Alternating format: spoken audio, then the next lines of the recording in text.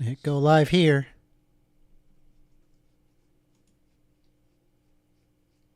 Live studio access will be available. What? Live studio access. Stay tuned for updates. That doesn't make any sense. Why would that not work? Anyway. It is what it is. Let's shrink that. And fix whatever I just did.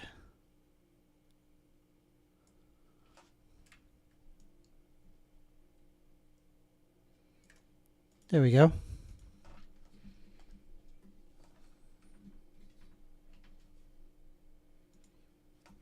Okay. Go ahead and stream this right here. And I think we're ready to go at this point.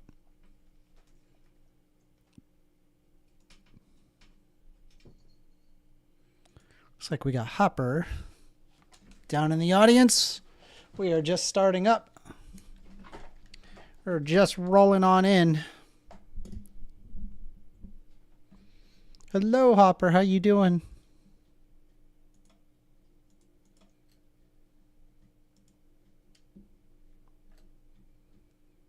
Let me see if my thing is, should be streaming, but let me look.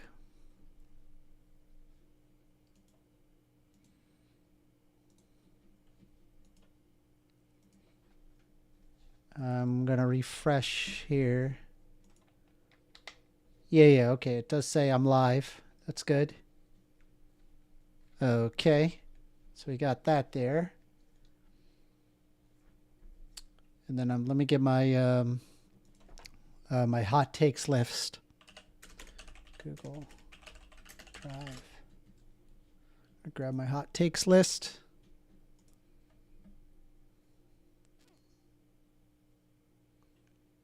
Hopper, are you on your computer right now, or I don't know how you usually look at my stream.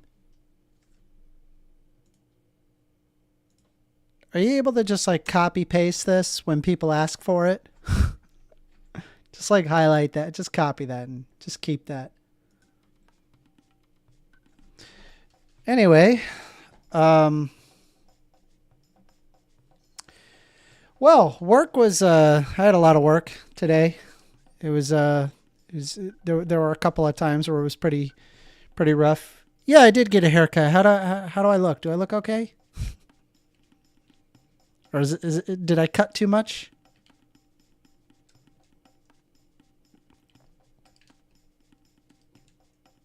Very military, huh? You look like 2stAmender -1. Nice.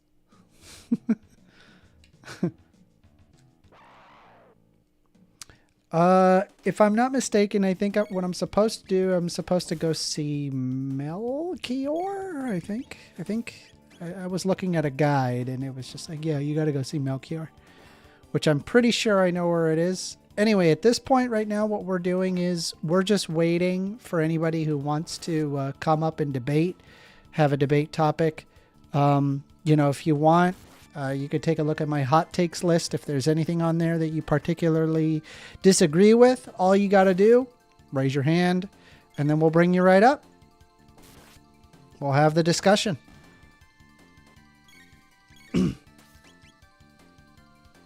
Bam! Says Hopper. Hopper's doing it. Thank you, Hopper. I really appreciate that. Let me see here. We got some cures going on. Robo is too good. He is too good.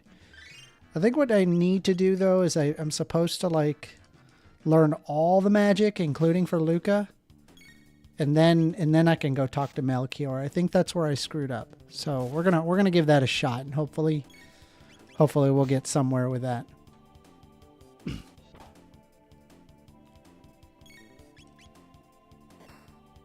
I don't think we need to use any crazy magics. Considering, yeah, they're gonna die pretty easy. Do you guys like Chrono Trigger? I love Chrono Trigger. It's like one of my favorite games. Great game. Everybody should play this game. If you have not, let's assume that you're like a Zoomer or whatever. You should definitely play this game.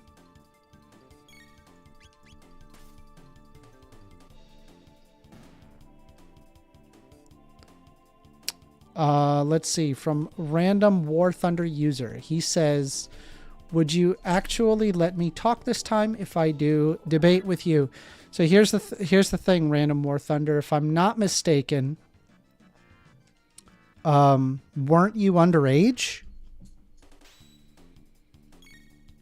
Trust me, I'm trying to help you here, right? You don't want a video of yourself being underage, having some hot take that is going to get you in trouble. I'm helping you, right? I listen, I understand you may have a YouTube channel. That's fine, right? He says, my guy, I have a YouTube channel. The problem is that I am not going to be a participant in that. Okay. Do you understand? Right? I have nothing against you. I'm sure you're a nice person. I'm not going to be a participant in potentially humiliating, a child on my stream. I'm just not, I don't want to do that. You need to be at least 18. You need to be like a reasoning adult, with some opinions, right? Because trust me, whatever opinion you have now, it's very likely you will not have that opinion when you're 25. Okay. It would be a big difference. Right. And I am 35 years old, and, my opinions had changed pretty radically over time. And so, if I saw like an old video of myself at 16 years old, I would absolutely be cringing, right? Especially if, for example, I had like an employer that ended up finding who I am, right? And then finds like an old video of like me, let's say like, blasting an N-bomb or something, right? That ends up you not getting hired. Trust me, it's not worth it. I'm trying to help you out here. I really am. Looks like Vanaka says, man, 1stAmender, you are a child bully now. You keep getting the younglings. Wow. Holy crap. Context required. That is a terrifying sentence to say out loud.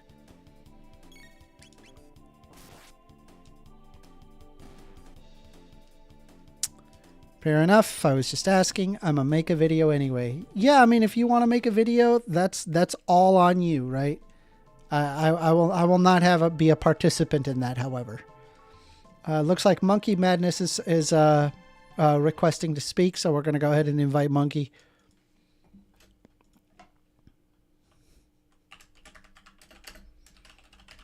Hey, bro. I should really stop changing my name all the time, but got the feeling like with that profile picture, I need the monkey name. Can you have to just have Magnus. I don't understand why you keep changing your name. I don't know, bro. Everybody knows you as Magnus. Just keep Magnus. Yes. And it's also like really easy to remember, and people like the name, and like just stick with Magnus. Yeah, I stick with it. Bro, I wanted to debate about immigration. Okay. I mean, I actually get it, like that we are kind of have a responsibility for what happened in Africa, for what happened in the Middle East and all that stuff. But I don't see like that we will be capable as social states to like get all these people in Europe or in America. I mean, our systems are just built like to provide and support the people who are already there and who are paying into these systems to be in cases they may come up like of jobless or anything, like to be supported by the system. But the system is not built like to support like millions of people. We're coming new into it. Let me ask you this. Do you think that people benefit when they do better around you? Like, do you benefit if other people around you are doing good? I think yes. I mean, yeah, clearly. Okay, I mean so wouldn't it that's make what sense to help as many people as possible, considering that that would basically benefit you? depends. I mean, when I want to have more competition, yeah. I mean, bringing these people in means also that I got competition, and that also means like for myself, especially, it would mean like I mean, we living on finite resources. That's clear, and we already know that the way we live won't work for everyone, or communism would work. Mm-hmm. I mean, if it would work for everyone, then we could also live in communism. But we know it doesn't do. Like it's just like spreading the poorness around. Okay. Um, So yeah, we, but we like, have to like but consider we're like we're not talking about communism though. no. What I'm talking about is like the question is if I'm ready to share the stuff I'm already have or not. And from It's my not a matter of perspective, I'm share. pretty Do happy you with what think I that have. it's like a finite pie? That's weird. It's finite, Really? or it's like oil, not a finite resource. I mean, oil is a finite resource. That's true, but I don't believe that um, that there's like only like that X amount, and then that it can never like be grown or multiplied. Right? Like increase of technology or improvement of technology shows that. Don't you think? I'm not sure, but like, let's go with an easier example. I mean, like, Switzerland recently has the trouble of like too much people. It has way too much people. It's like around 7 You're saying million. Switzerland? Beca- Yeah, Switzerland. Okay. Because Switzerland has a topography of the country that makes them only habitable areas are probably maybe around 30% of the country. The rest are mountains. Okay. So now Switzerland has something around 7 million people. I mean, what's the big deal? Aren't we already like shortening the total birth rate? What Well, is the the point of question is this? like when we let more and more and more people in, like as in Switzerland, what do you want to do? Like, want we like to take homes away from people so they don't have houses, so give everyone apartments so we can fit more people? Or we decide Huh? to destroy the rest of the nature we have, so we get rid of the woods and get rid of the fields, so we can building homes there for these people? I mean, Well, what we certainly you gonna should do? have like, you should have plans in place to ensure people can like live their life. But You I'm a you little see, like the lost as space to, finite. huh? The space is finite there. Yeah. And then people have less babies because it costs more money to have babies. So what's the big deal? Like, I don't understand. Like, is this somehow the argument against immigration? Like, you yourself said that immigration and like people immigrating uh, could absolutely result in beneficial outcomes for you. Yes. Yes, controlled immigration and like immigration of people who are actually educated. Okay. Well, But the I people mean, who are like, coming up lots of people can who get are educated. educated. Yeah, but you see that like we use then resources where all the people were paying into the system for the next generation, and these resources will gone to like a big part amount of the resources will go to like people who never paid anything into it. I'm lost as to what your argument is.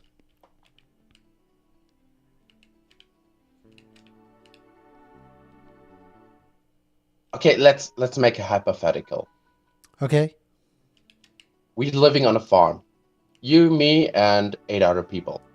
Mm-hmm. We are a community. Mm-hmm. Um, we are gathering some extra food.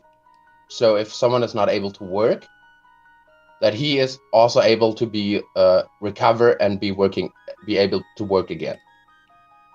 So we add now more people on the farm, and with them, a lot of people are coming who are probably from directly not able to work. So we have to use all these extra food on them. But there's only a certain amount of extra food we have. I'm sorry, can those people not also work? Not directly. Why not? Probably because these people are coming from places where they are have a lack of health insurances. So we first have to vaccinate all these people. Then we have to train them the skills we're using on the farm, the same language we use Yeah, on the what's the big farm. deal? Wouldn't that like have like huge amounts of return? If they stay, yeah. So what's the big deal? And if they assimilate correctly, So what's the big deal? what we see is that these people are not assimilating correctly. We have subcultures. What? Subcultures means that they're assimilating. What do you mean? Um, Are you saying that we should like force like culture? I think there is something like something I percepted. I'm probably have no statistical data on it, but it's something I percept is like when you put like a tiny group of people into another big group of people, then the tiny group will automatically start to integrate themselves because it's normally to socialize with the bigger group. Okay. On the same time, we can always already see like areas where like dense population of migrants are living, and then we see like how like German families are leaving these areas, and at least only like the poorest of the poor people who are not capable of leaving staying there. Do you not And understand what the implication of what you're saying is? let me finish. And then you see like the reverse integration kind of. I met a lot of Germans from these areas who literally talk and have kind of the same religion. They started to integrate in the foreign culture that came. Okay, I'm hearing you out, but I'm having a huge problem with kind of your argument here. Um, I'm thinking about like what both societies look like, right? And in society A, where people can just kind of immigrate and then have like their own like subcultures, looks better than like regulating how people can like live their lives. I mean, we can look into these subcultures here in Germany, into these areas where police cars are not going anymore because they are just like gave up and they just like avoiding these areas because they fearing them.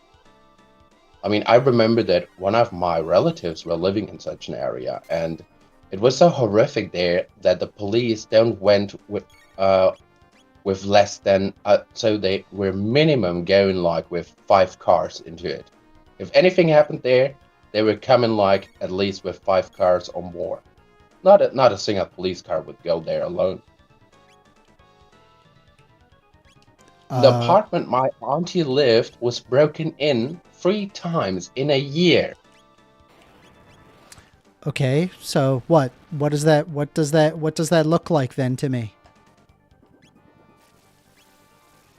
Like the implication of what you're telling me is, I mean, and I'm not saying that this is what you want to do, but what that implies is, okay, well, the immigrant's bad, right? That's what that implies to me. Is that a fair assessment? Not all of them. Okay, so There are a lot of immigration them is who okay then. there are a lot of them who just working and try to fit their life. Okay, that's kind of what I'm thinking. So what's your argument? I don't know. It's just when I'm seeing these areas, I'm kind of really disappointed. Okay.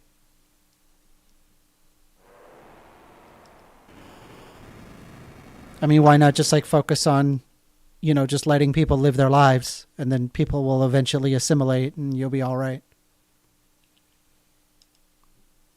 I don't know. When I look at Bavaria, let's take a look at Bavaria. When you go to Bavaria, you will actually meet all kind of immigrants, but you will directly perceive a big difference between the immigrants you met there and the immigrants you met like in more northern Germany. The immigrants in Bavarian will mostly speak the Bavarian dialect. They are well integrated. They are kind of completely assimilated to the culture there. And Okay. I think that's because the Bavarians have kind of a strong identity and a strong culture. I don't place a huge amount of importance on that, but I mean, I guess if somebody wants to uphold that strong identity or strong culture, you've already said that you're not that you don't really want to regulate people's cultures. So I don't know what your point is here. I'm probably stupid.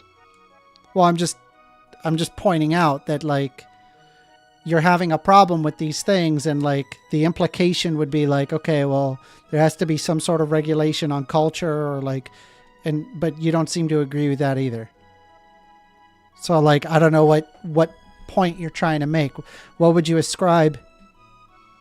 Uh, What the point I was trying to make is like that the people who are like in my state living or in other states, they are not really integrated. They are not As adapting. opposed to eventually integrating? Like, do you think that people would eventually integrate over time? I think they would integrate if the states here, if the northern states, more northern or western states, would have more strong identities which they can serve people. But when young people are looking clearly for identities.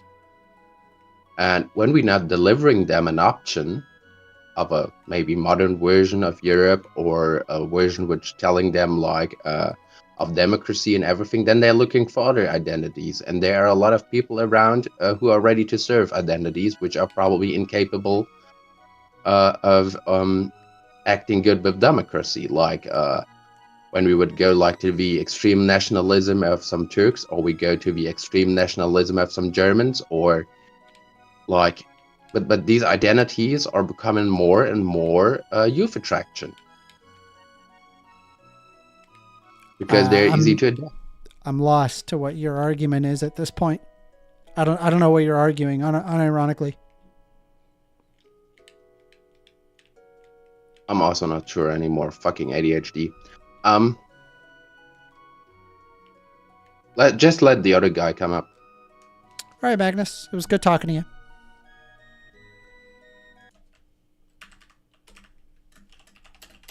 Immigration debate. Okay. What should I name that? How much immigration was too much immigration?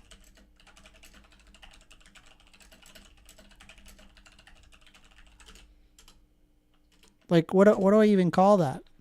Anyway, we're gonna go ahead and we're gonna bring up the next person. We've got a philosophical zombie hunter. Philosophical zombie hunter, you're up. How you doing, buddy? Can you hear me, philosophical? You there? I cannot hear you. You are muted. You have unmuted yourself. Make sure your inputs are correct.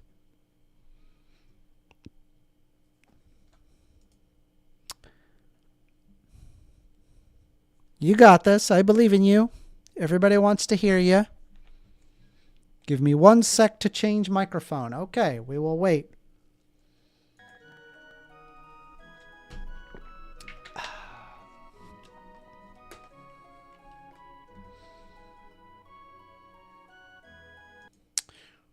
Let's take a look here.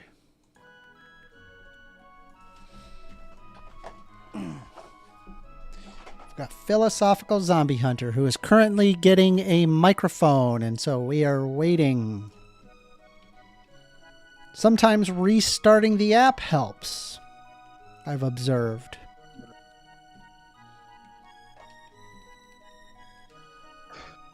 Hello? Philosophical Zombie Hunter, how you doing? I just heard you. Good, thanks. Sorry, I had to rush to the other room and You're get good. some How you doing? different headset. Good. So, what do you want to debate? I just wanted to talk to you about something you actually already spoke about. Sure. What You you got for me? you have a video on your channel speaking to an ANCAP That's correct. about racism and how the market doesn't solve that. Yes. I'm not an ANCAP, but I would like to speak about that. Sure. Let's hear it. Yeah. So as far as I understand, and I'm not American, but I have done some research on this. That the situation described as a complete opposite. That Really? yeah, that the race laws, there were laws from the government, or from the state, sorry, in the South that separated people intentionally and had to like have different cafes and stuff like that. And for example, Rosa Parks, when she was sitting on, I hope I'm getting the right context here. When she was sitting on the bus in the wrong place, the bus driver would have gotten into trouble had he not asked her to get up and sit at the back. And if it was up to the market, then it would be too expensive to have this sort of thing. And an example would be trains. So trains had to have different carriages for black and white. But because it was far too expensive, they just gave up on it outright. Do you remember the example that I presented in that ANCAP argument? Remind me? Yeah, so there's actually a vested interest in order to preserve racism. So, and there was actually logical market conclusions to that. So most people in the South were not black, but there were black people. It was also considered as low class to be sitting next to a black person in, say, a restaurant, right? It was like seen as like as a ghetto, effectively. And so, because 80% of your clientele is white, there was a vested interest in making sure that blacks stay separated from the whites in the South. Or in some areas, they would just kick them out entirely. They would just be like, no, we're a high class establishment. You can't be here. You're black. Right. And so the end result is entirely through market forces, black people get excluded. I mean, sorry, are you done? I don't wanna interrupt in the middle. No, you're good. Go ahead. I haven't heard this argument like outside this sort of hypothetical. It could very well be the case that some nightclubs wanted to be more exclusive, or some restaurants wanted to be more exclusive, but that's like a tiny minority of the overall market. Most restaurants. And if you look at this is basically the argument. But even so, this is just restaurants, right? There's other areas where people were excluded, right? If I can just make the point. The idea with capitalism, you may be familiar with this, is that the government basically needs to protect your rights or your property, so that they don't get violated or you don't get violated. No threat is made against you. And the premise is that if you have those sorts of protections, then eventually, even if you're an immigrant, even if you're hated, you will eventually be fine. And there's an example with Jamaican immigrants after the 1910, I think, that they came in, and then by the 1970, I think this is like second generation, they're already doing better than the local white population. So even if you are hated, as long as you have these protections, you'll be fine. And I can give an example. If you use the example with Milton Friedman, if someone sells you a piece of bread or sells you a pencil, there's so many people going into the process of making that for you, if one of those people happen to be black, you can't know that. You still want the bread, you still want the pencil, even if like 1/10 of the process was done by a black person. You can't discriminate, and if you choose to, you'll have to look for like a pencil that definitely 100% wasn't made by a black person. That's very difficult, and it's more expensive, and you get punished. I for that. You I have to pay a understand the premium. raw argument, but that's not what ended up happening in real life. Real life was the example I just gave you of Jamaican immigrants. I mean, there could be an example of that, but the point is that black people do get excluded from society by having a racist notion. That's why it's really important to have the Civil Rights Act so that more people are free. I see. So I have two problems with this.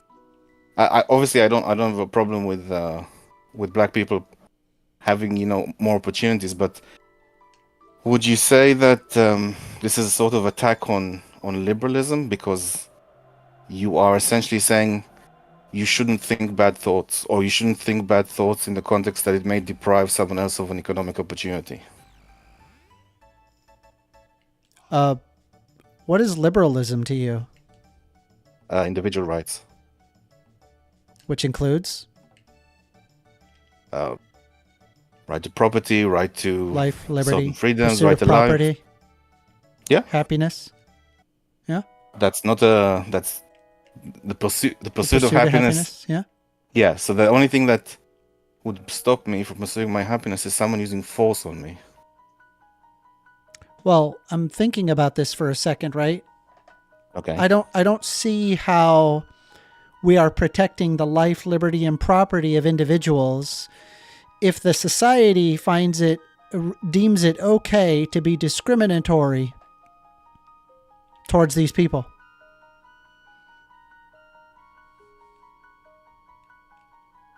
Well, I gave you already a real life example where even if people were discriminated That's great, against, but that still means black people are excluded. We can come up with dozens of examples of this. okay, so we Right? should. The point is that blacks don't get the same opportunities as whites. I don't know if that's the case in America. In the UK, That's absolutely They the do. case in America.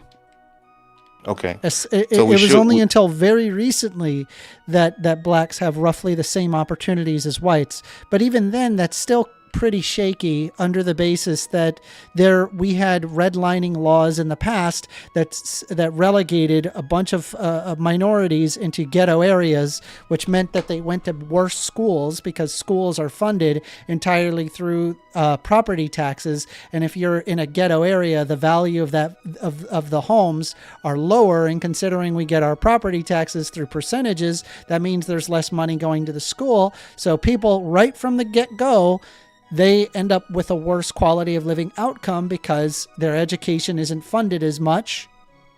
Well, I'm going to have to disagree That's on in that, fact because true in 2024, education right? actually- Because I can go down any Martin Luther Education- King Avenue throughout the entirety of the United States. You will find it is a majority of black people, and that wasn't by accident. Do you understand? Okay, so if you double the amount of money that schools receive in those areas, would they get a better education? Because they do get quite a lot of money currently. What? If you double the Not amount of according money, to not according to property rights. No. sorry, That's if you still a if you're problem talking about today. education, if you're talking about education, is lack of money the issue why poor kids from certain areas aren't doing as well? Is that the problem? Repeat that. What? Is lack of money from taxes, let's say, from property taxes, the issue why kids or minority kids are doing worse in their educational outcomes, meaning their ability That's with a English huge and their portion, ability yeah. with math? That's a huge Well, portion. Yes. That's not what the data shows. What does the data show? Well, I've actually researched this, and I've also spoken with some teachers, and they said that a huge difference is how much time the parents spend with the kids and how much they ask them That's to. also a factor. That's the largest factor. Sure. So I would imagine if people are poorer, they have less time to spend time with their kids and teach them. Sure. So don't you think that we should probably have not a necessarily decent funding towards tutors and after not school necessarily programs in these schools? you're running off in a particular direction. Not necessarily teach them, but have like aspirations that they do their homework, that they go to school, that they behave properly, that they try to achieve a good grade. That's what's kind of perhaps missing. Again, I'm not in America to know definitively. It's just from my research. But yeah, those are the parental involvement is a huge factor in that.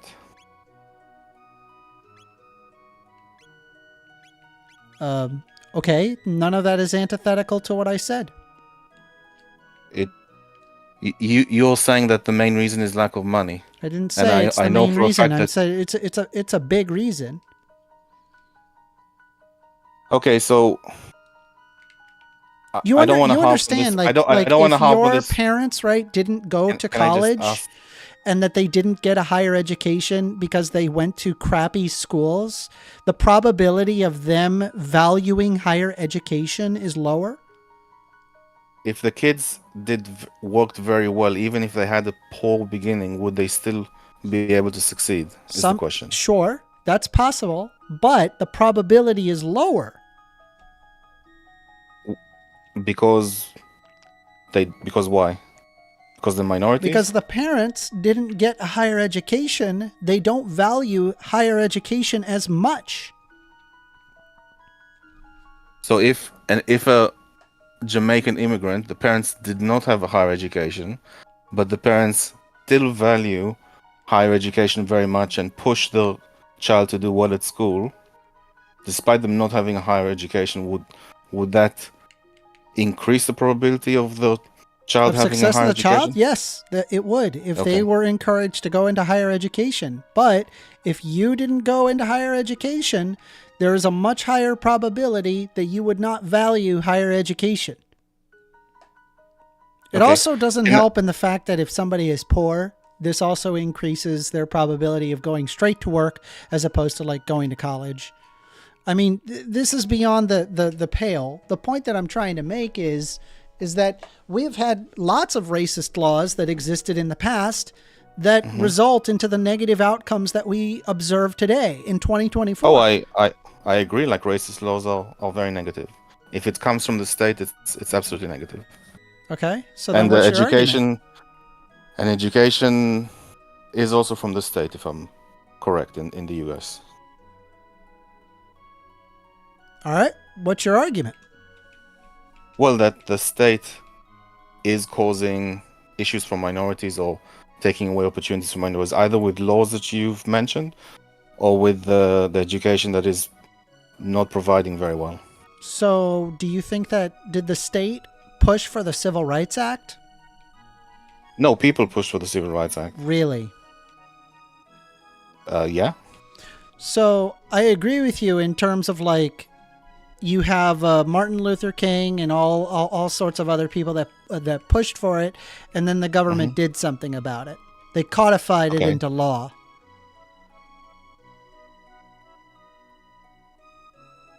Okay, so can I just go like a few steps back just to this particular point, not the poverty specifically, but to this specific point. Do you think that if sorry, so I asked this question again, I'm not sure what the answer was. Do you remind me what you said about if we reduce individual rights in the way that I mentioned that, you cannot think bad thoughts about other people if it removes economic opportunities from them. You can't do anything about legislating a thought crime, but I would absolutely very much be in favor of regulating people from being discriminatory to minorities. Absolutely. Okay, so that's a yes. So can I just, around the area of liberalism, I'm gonna ask questions that it seems very far apart, but it's around the area of individual rights. So I take it you believe in quotation in climate change. Yeah, you agree that it's happening. Yeah. Just a quick question. Where is this going? Individual rights, still around the subject of individual rights. Yes, climate change is happening. That's not really a Okay, controversial thought. Great. So would you say that we cannot let people just open their own business and do whatever they like because they can do something that pollutes the planet and hurt everyone on it? Is that correct? Yeah, I think they should be held accountable for when they make damage to the planet. Sure. Not held accountable. We have to regulate them so they don't do it to begin with. What?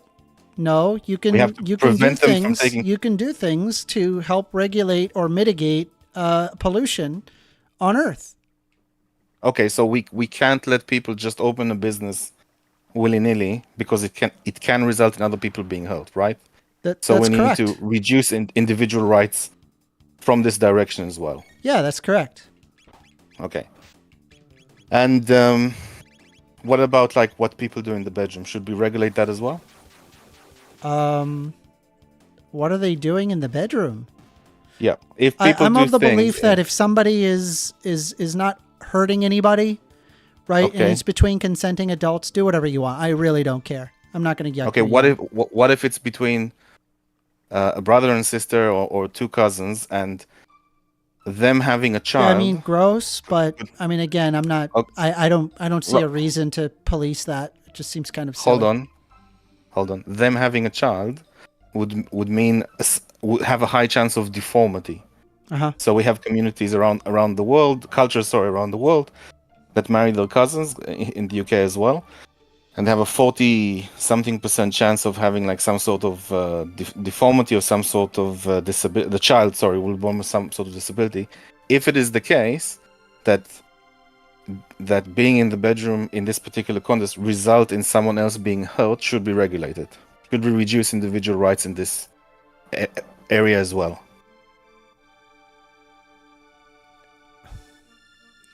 No, because and the reason why is I'm trying to think about what society looks like under one condition versus the other, and it's like when I am thinking about this already, society kind of takes care of this in the sense of like there's a level of like social ostracism that occurs. I think like involving the government in those private rights, in those private matters between two consenting adults, I think it like the society ends up looking worse as a result. You don't actually have to have a regulation in order to make sure that people don't like have like commit sexual intercourse with their sister or whatever and have a baby.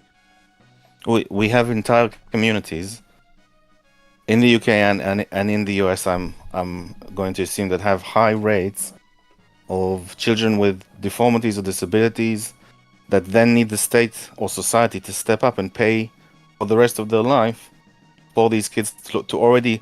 I'm not gonna say like I'm not should aware never of be a born or giant something. this giant Yeah, thing that you're I'm just- talking about. Maybe this is a thing in the UK. It's not really a thing in the, I mean, maybe you can think about people No, who are it is in Alabama in the United States, but like that's still a stunning minority of people. No, it's millions and millions of people. Any so, for example, Pakistanis have these issues in the communities, and if you carry a child, okay, if a child is born, sorry, and they have these problems, society then has to pay for that. 0.2% of child- American marriages are inbred, and it's 250,000 Americans. Okay, should we just regulate the inbred or the Pakistani communities, or like educate them that this is not good for your children? Try not to do that. Education would be a good start. Sure.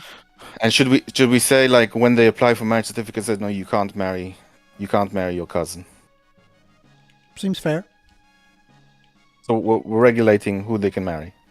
Sure, some level. Yeah. I mean, you've exhibited Okay. some sort of, negative harm there that's pretty substantial, so fair enough. I mean, I'm just saying that I can always find an excuse to reduce individual rights, and at some point we're not becoming a liberal democracy. We're moving away from a liberal democracy to an illiberal democracy, because and I think that's important. And if How so? even with the example of should we regulate the bedroom, obviously someone like yourself and myself as well, we're not comfortable regulating people the bedroom of people because they should be able. That's most liberals under only extreme circumstances like what Yeah, you yeah. presented, where it would be necessary, right? And it's basically but at the I can harm always of find- individuals. I can always find such examples. We can always sit here and hypothetically come up with things to reduce people's individual rights. Should we not like have a line and say, no, this is, we should either let the market handle these things, or we should just not intervene in these sorts of things, or We've should already I just here discussed make a this. hypothetical? Why are you going back on it? What did we discuss? Sorry. You discussed the regulating marrying your cousin. No, I'm it's not that I'm serious about doing it. I'm just giving you examples how I can hypothetically make you be to reduce people's individual rights. Okay. I can sit here and give you example, and you'll agree to every single one till we slowly erode people's individual rights. Okay, so like That's a bad thing. Do you think that there's? Would you agree? Do you think that there's that there ought be regulations on people? You mean in general?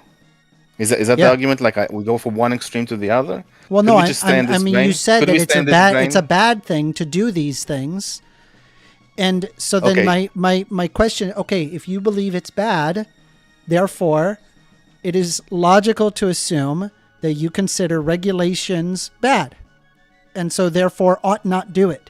Right? That's your ought statement. And so then my question becomes: ought we have regulations on people? Are there any regulations that you would consider to be good? I'm happy. Okay, I'll answer this question, but before I do, I just want to say that the context of the conversation was that I'm concerned that if more and more people just hack away at individual rights, we'll move away from a liberal democracy to an illiberal democracy, because we can I disagree completely. And I'm explaining to you that there's kind of a middle ground here, right? There's a line where it exists, and it doesn't have to keep going indefinitely. It doesn't work that way. Okay, so let's talk about regulation. Would you say that once a regulation is written... I want you to answer my question, because I answered many of your questions, and I'm just asking you to please answer mine. Sure, I would say that we should protect people's individual rights. So if, for example, let's take a parent abusing their child. So if for example, a parent... Okay, so there are good regulations then. No, I'm explaining. If a parent abuses their child, we should protect the rights of the child. That's one kind. A regulation is not that. A right, is if someone violated your rights, then you have to prove they are guilty, and then the state can do something. So it's innocent until proven guilty. A regulation is the opposite. There's a government agency saying you can't do this, or before you do this, you have to get permission from us, or you have to get some sort of certificate. So you have to prove that you're not going to do something, and then you can do something. So it's guilty, and you have to prove you're innocent. That's how I distinguish between the two. So you can stop right there, because you're already contradicting yourself. You said earlier that by creating a regulation, this creates an illiberal democracy, but yet you are perfectly okay with certain regulations, which means, but you do not consider it to be your idea to be an illiberal democracy. So why am I any different? How am I? So I've spoken. You just about came up with rights regulations regarding on whether or not that a parent can abuse their child, which in turn would be a regulation from the United States government. And so, under that basis, could I simply say the same exact argument that you made towards me, saying that I am in favor of an illiberal democracy because I am in favor of regulations which are bad? So it is not a contradiction, because my example was individual rights of the child being protected, and regulation would be a restriction on the parent from doing something before it happens. Let me ask you this. Should we have regulations on food, for instance? I think the market handles that very well, actually. Really? Better than... Yeah. You sure about that? Absolutely. 100%. Why do you think we have the Food and Drug Administration? Do you think that they just kind of twiddle their thumbs? So the thing is, with the Food and Drug Administration, I believe the reason why it came around was either So again, I'm not Do you American. think it could but have anything to do with the fact that it's very easy for someone to get sick from food? Sure. But why do you So think that why not cannot have a be- regulation around that? Why do you think that standard of good quality food cannot be implemented in the market? What? Because people are super neglectful. Sometimes it requires a really, really annoying government that constantly checks on a restaurant to make sure that, for example, they're not like, there's so many regulations. Like, are you storing cleaning product next to food that is eaten? That's a big problem. Right. So my Is question your kitchen free of bugs and rats? fantastic. My Is your- question well, is, I'm saying like these can are the market regulations. Are do- you okay? Are you okay with these kinds of regulations? It's My like question- basic my question is, safety can- measures. my question is, can the market provide these basic safety measures, or does it have to be the government? I mean, the problem is that the market doesn't always do that. It does. Okay, all right. So here's the thing, right? Can I give you an example? No, I already know exactly what's going to happen here, right? Because Okay, your what argument was- is what going was I to gonna let me say? let me get this straight, right? Your argument is likely. I'm just correct me if I'm wrong, by the way. That Okay. when a restaurant serves food or bad quality food, they go out of business, right? Because they're serving bad food. Not my point. Not right, not the go point ahead. I was going to make. So this is the same in the UK and in the US. Supermarkets have a very, very high level of standard for the food that they sell, because if like they sell something, it has mold on it, or it's bad, people will complain to the supermarket, and they'll tell their friends, and the supermarket will hurt their brand name, or lose a lot of money because it spreads around the community. So in both the UK and the US, there are these government inspectors that come into third-party suppliers and check, like, if meat is sitting on the floor in the sun, or if there's something, and then come the inspectors from the supermarkets, and it's like 10 times harder. And I would think even, and it's just, it scares the third-party suppliers half to death, because it's a very, very high level. Like, there's a nail, there's like a steel nail, it shouldn't be there. You failed. So I would say in those kinds of situations, don't even send the government inspector, because they don't do anything. Just Because the market will just handle industry. itself, right? The don't worry, the restaurant and the grocery store, I've just they'll given you an know example. You're being what's good for their cynical- bottom you're being line. cynical about. No, you're being I'm being cynical about my realistic. example. It's obvious. This is a real It's obvious example. not just to me, but to anybody else here who has ever worked Okay. food service. They know Okay. for a fact that if it were not for health inspectors and if it were not for government regulations, many, many restaurants as well as grocery stores wouldn't give a crap. But this is factually untrue. That is not the case. This is factually untrue. That is No one- 100% true. Please, No one can tells the chat. supermarket- Anybody, no one literally tells the- anybody who's worked food service, can someone tell me how wrong this dude is? Can someone tell me? Do you I just gave you an honestly exam- believe if there were no health inspectors that all of a sudden it would be all a little bit better? Fluffy sitting I'm here not saying, to be I'm not honest, it is saying- that way. Dude, there is no I'm not saying- self-regulation I'm not of saying that. You're misquoting. I'm not saying no health inspector. I'm saying the health inspector comes from the market. How does that work? Well, there are standards that so let's take the supermarket example. They want to keep a very high quality of food. They don't mind coming down very hard on the third-party suppliers. They hire it's not their own inspector. They hire inspectors to come in and make sure Why that would the they third-party hire an suppliers are doing the inspector? best- That costs money. Yeah, but it's worthwhile for them.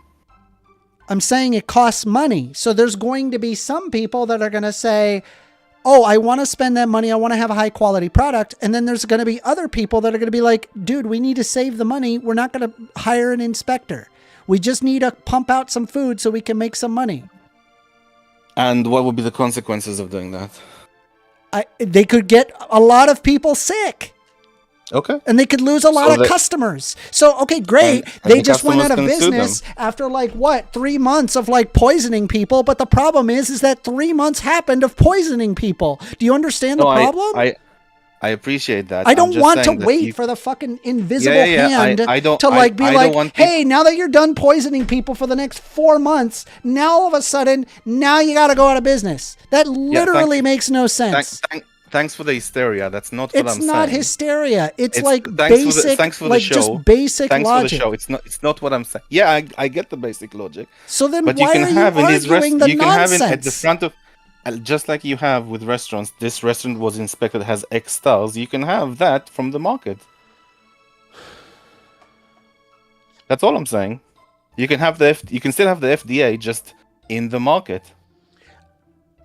How does that work? Or more than one FDA. How does that work? What is Underwriters Limited? The UL I don't know. The UL sticker you have under most of your electronics. Okay. What about That's a private entity. That's a private entity that checks the quality of electronics. Oh, if you have a mouse, flip it over. If you have a mouse, flip it over. Does it have a sticker with UL on it? Okay. What's your point? That it's handled in the market, and sometimes the government outsources inspection to them as well.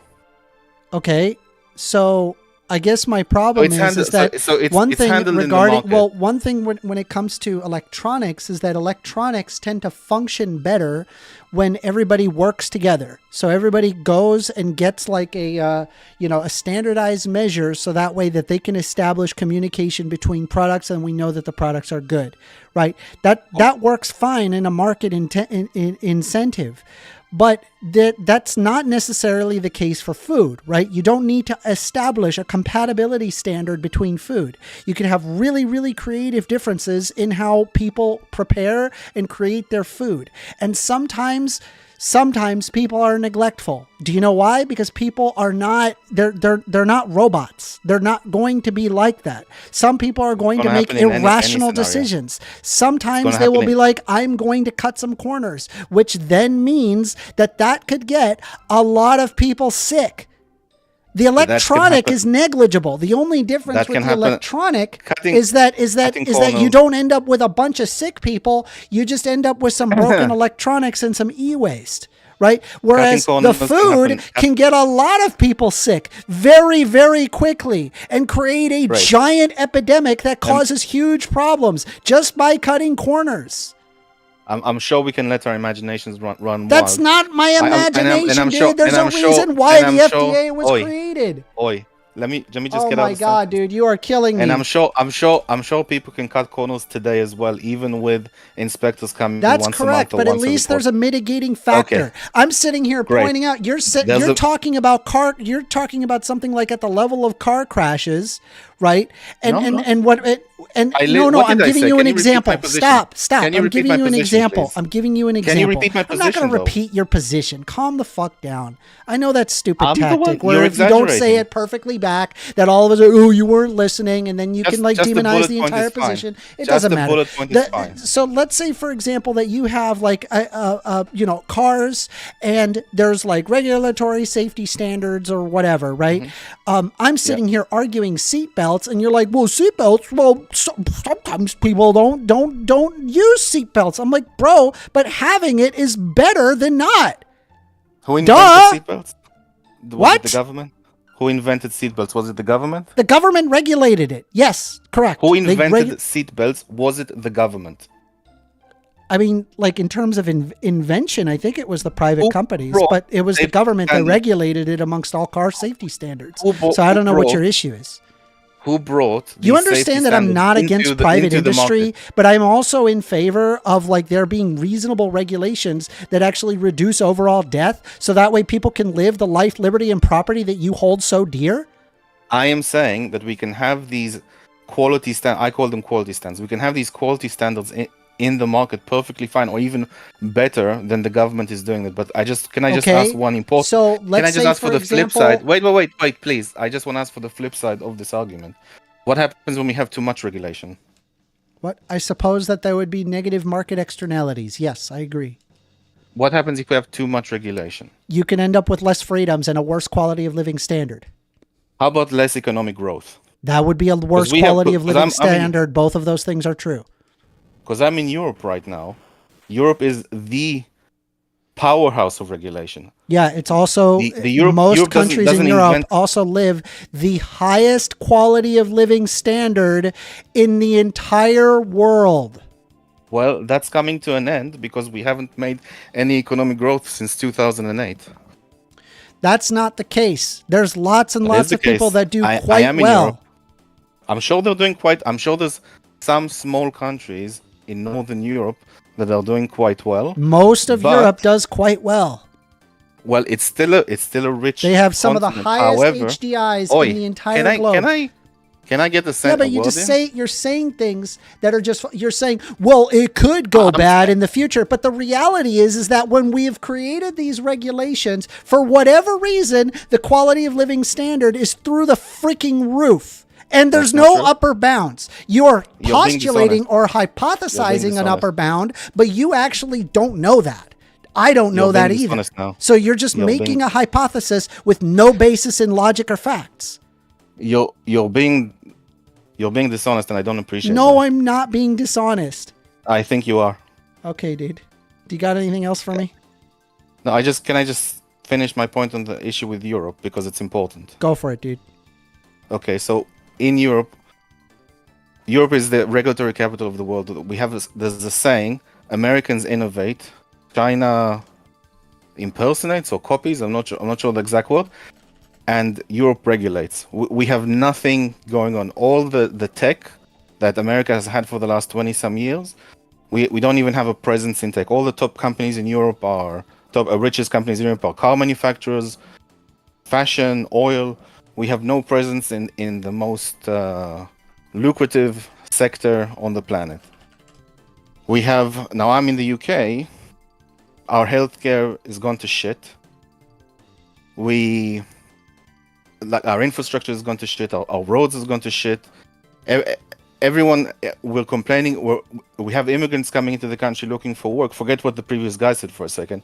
We have immigrants coming into the country to look for work, and why shouldn't they?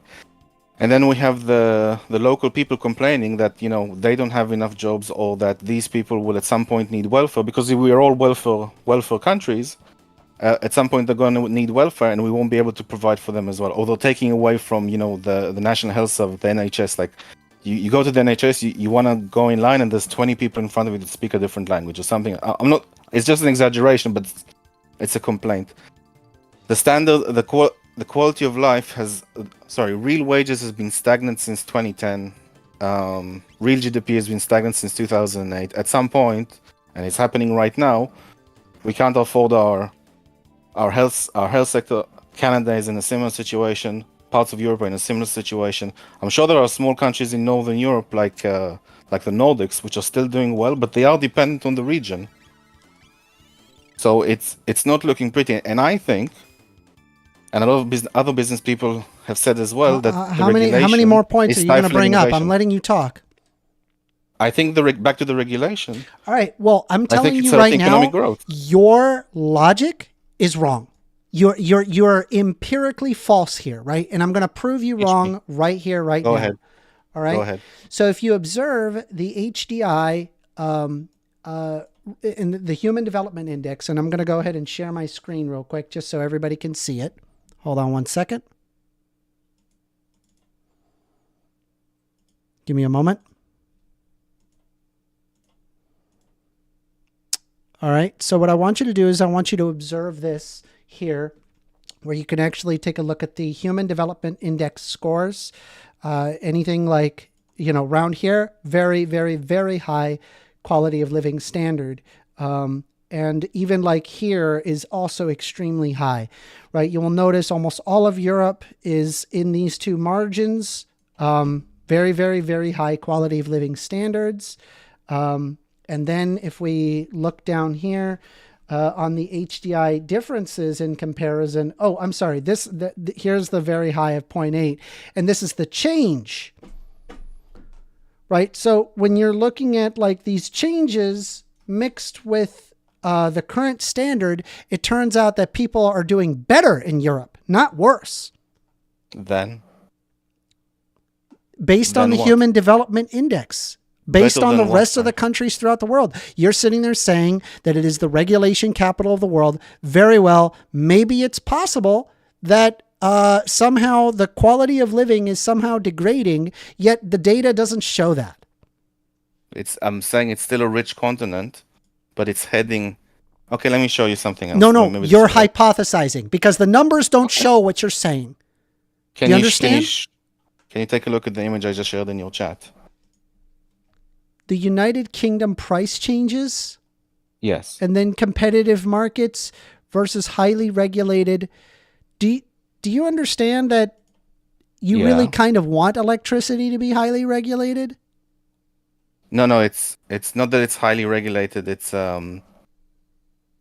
we have a very strong green energy policy in Europe, and we attack like fossil fuel production here in the UK in particular. Yeah. And as a result, and we try to replace it with wind and solar, but wind and solar hasn't produced. Either we don't build enough, or wind or solar hasn't produced enough. Yeah, I agree. We should put in towards nuclear. Do you got anything else for me? Right, but I'm just the chart.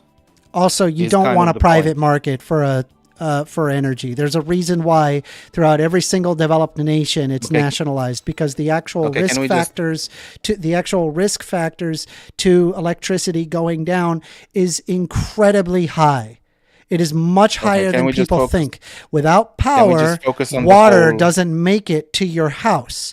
There does exist infrastructure set up, such as water tanks that are up in the air, so that way when power goes out, you still get water for the next 3 days or so. But anywhere beyond the next 3 days, people start dying. They start dying fast, right? When there's no power. The thing with the UK is we've got hundreds and hundreds of years of coal under our feet, but we choose not to do anything with it. You want to use coal? I mean, if it brings prices down. So do you see any negative implication of using coal? Well, we have a negative externality currently. We had that prices are expensive. I agree. We should put in towards nuclear. But the question is, do you see any negative implications towards using coal? Yeah, I see negative implications using coal. However, we have had people die of cold because they were not able to afford heating their house during the winter. 68,000 people across Europe died. Wait, did you say coal or cold? Cold. They died because of cold. Okay. So wait, you weren't arguing for coal in favor of coal? I'm arguing in favor of fossil fuel that can stabilize the prices for now, because then those people would not have died. We should put it towards nuclear. I agree. I'm not against nuclear, but until then.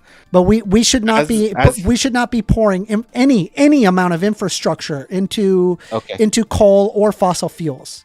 It's not sustainable. It puts you in the No, that's not the case. People will die. No, that's not the case. That is the case. That what? You invest in nuclear. Yes, I'm all and we already have, but just so you know, we already have infrastructure for fossil fuels and for coal. The point is that you don't continue building up the thing that's going to literally kill us. Okay, actually nuclear is a really good point. I'm glad you brought that up.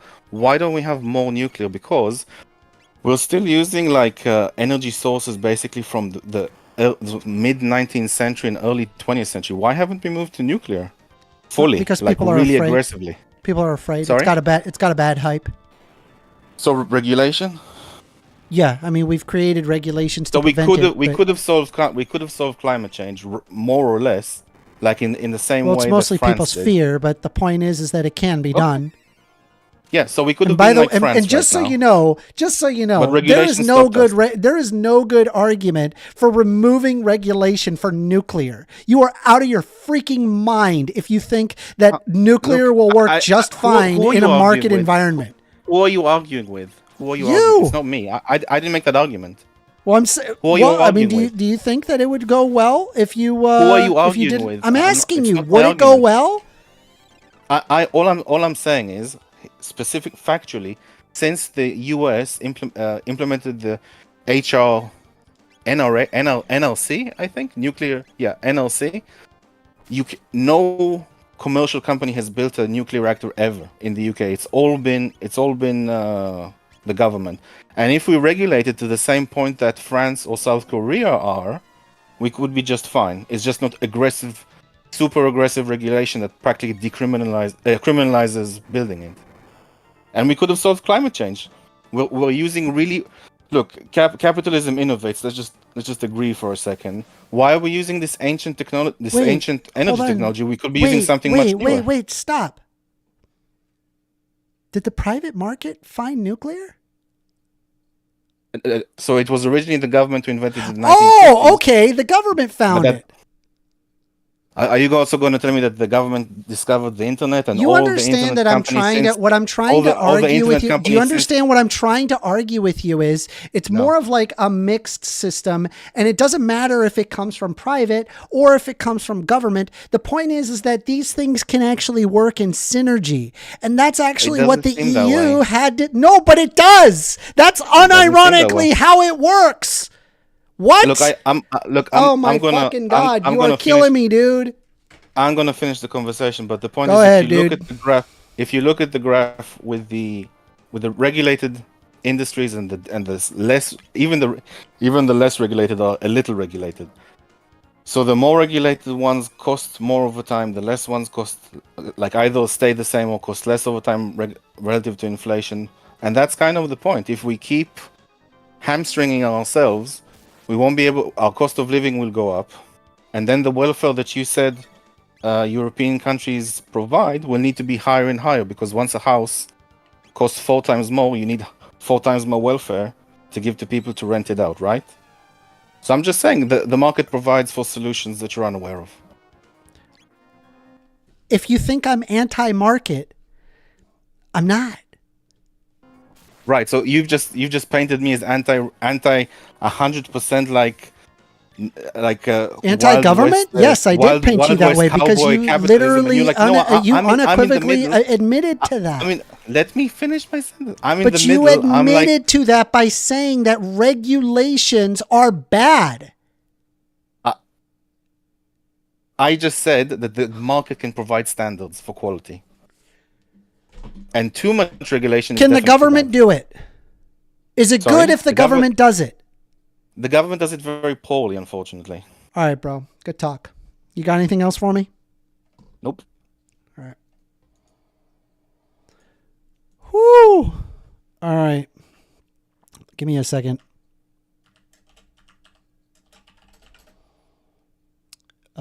What should I call that? What the hell was that? Is government regulation good? I think that was pretty cool. I hope you guys enjoyed that.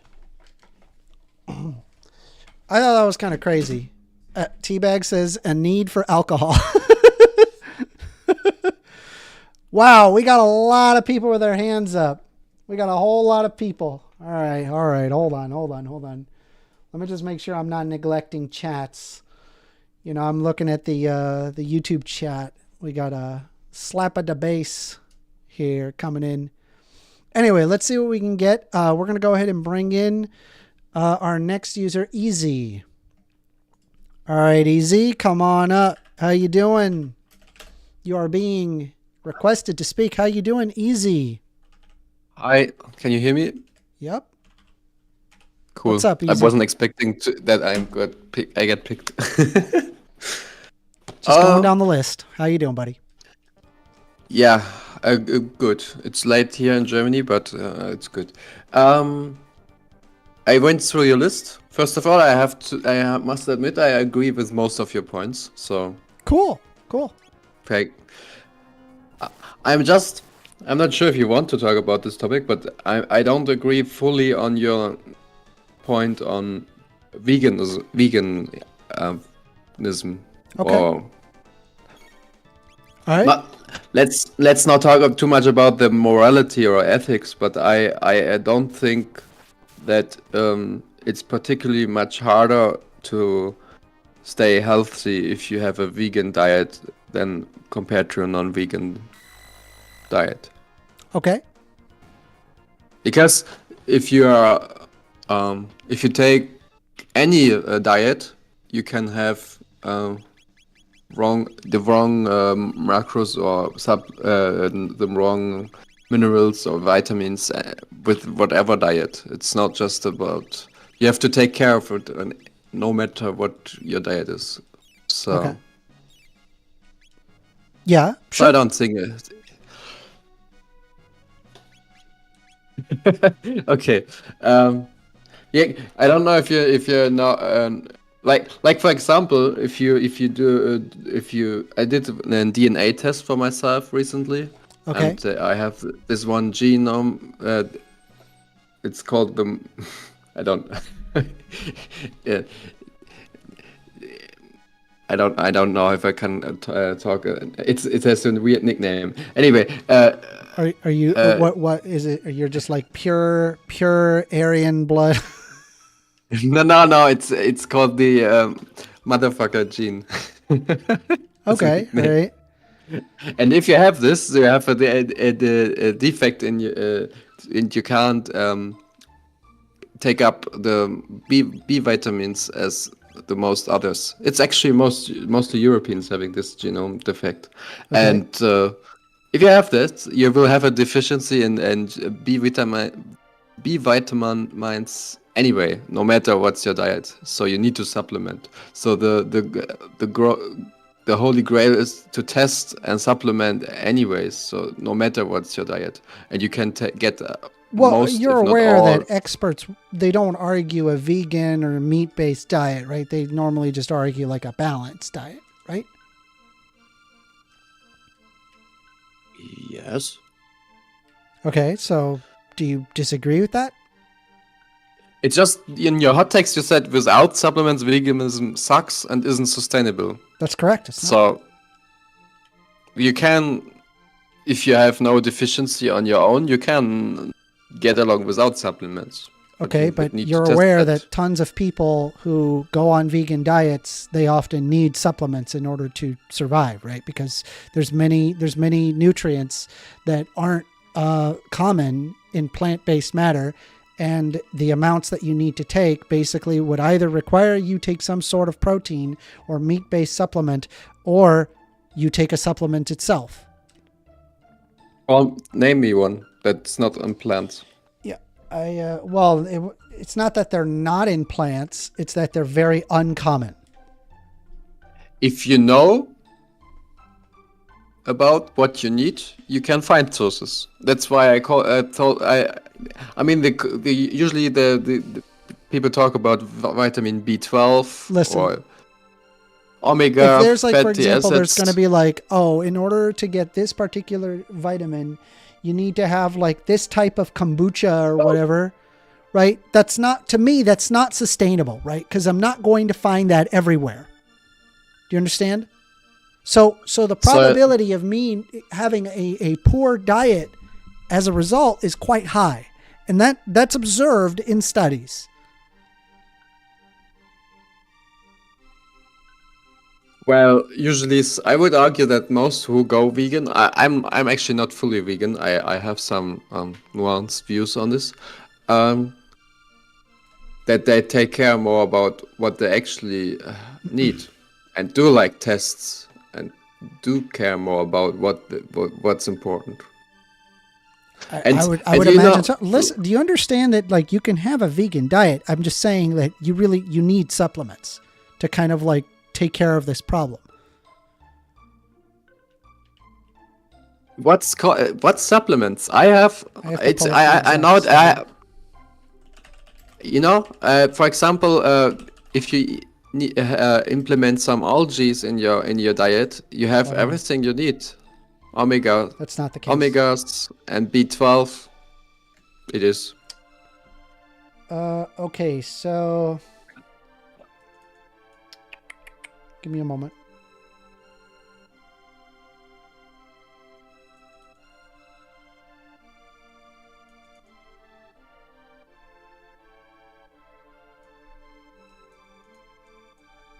All right, I'll go ahead and just share this real quick. Y'all can see this, yes? I have to. make it bigger somehow. Total of 141 studies included, mostly from Europe, Southeast Asia, and North America. Protein intake was lower on people following plant-based diets compared to meat eaters, but was well within recommended intake levels, while fiber, polyunsaturated fatty acids, folate, vitamin C, E, magnesium intake was higher. Isoproteinoic acid, or EPA, docosahexaenoic acid intake was lower in vegetarians and vegans as compared to meat eaters. Intake status of vitamin B12, vitamin D, iron, zinc, iodine, calcium, and burn turnover markers were generally lower in plant-based dietary patterns compared to meat eaters. Vegans had the lowest vitamin B12, calcium, and iodide intake, and also lower iodine status and lower bone mineral density. Meat eaters were at risk of inadequate intake, such as fiber, PUFA, A-linolenic acid, folate, vitamin D, vitamin E, calcium, and magnesium. There were nutrition inadequacies across all dietary patterns, including vegan, vegetarian, and meat-based diets. As plant-based diets are generally better for health and the environment, public health strategies to facilitate the transition to a balanced diet with more diverse, nutrient-dense plant foods through consumer education, food fortification, and possibly supplementation. In general, I agree with that. I'm just saying that it's not impossible if you know I'm sure what you do. it's not impossible. I never made that argument. I'm saying it's not Like- sustainable. It's sustainable in what sense? Like sustainable in Maintaining regards this for a long period of time. from the personal viewpoint, like for me. Look or for you. anyone who runs a vegan diet without supplements, right? Because we're worried about supplements or not supplements. Try to see if you can find anybody who can do it without any supplements for an excess of 2 years. You're going to have a very hard time finding that. But I would argue without supplements is in general is not recommended anyway. Because, for example, EPA and DHA is like 80% of people have too low EPA and DHA. That's fair. would I'm need just pointing a out lot you of should fish. supplement. The EPA and DHA is actually really the hardest thing, and you probably have to supplement something like fish oil or algae oil because that's the original Yes. source of it anyway. Well, because you fish should eat have algae. a balanced diet. But for example, I have a very weird take on nutrition. I can eat, or I literally eat the same every day. I order a meal replacement powder, which has only whole food ingredients, and these whole food ingredients have everything covered, all minerals, all vitamins from plants only, vitamin B12, everything.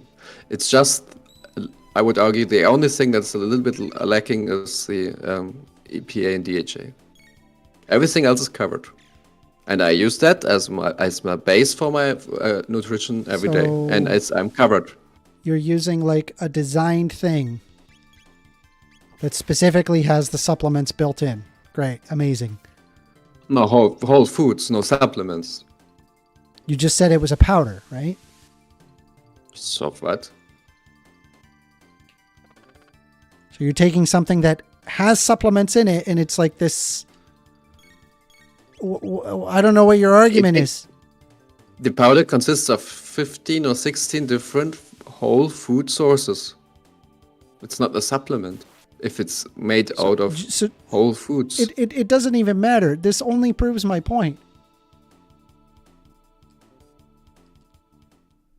It's not a supplement if you eat half a kilogram of something every day and it's made of only of no chemical ingredients, not even a multivitamin. It's What? just Everything is whole chemicals. foods. Okay, you get that point.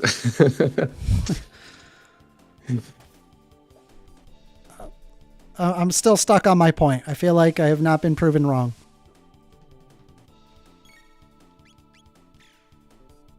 I would argue that I could eat, if I only take this powder, I can eat this powder and mix it with some water, put in whatever, something for a little bit of taste. I get well, and it's sustainable. It's Gotcha. also sustainable for the planet. Just and also question for though, me. like I'll be honest with you, man. Just from a side note, I would not want to eat how you eat. Your way is probably healthier, but I'm telling you right now, I do not want to eat a fucking powder every day. Very simple.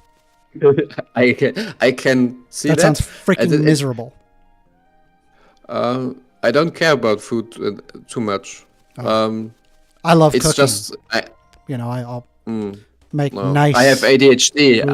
I'm very happy to not have to deal with organizing. What a coincidence! everything. I have ADHD too. Fair game. You should cook. Fine. Cooking is good. It calms the mind. Mm. Plus, don't you want to For know me, how it to calms make? my mind if I don't need to Ah. to go to the grocery store every day, every second day, or every. What do you need to few do it days. every day? No, cook for a week.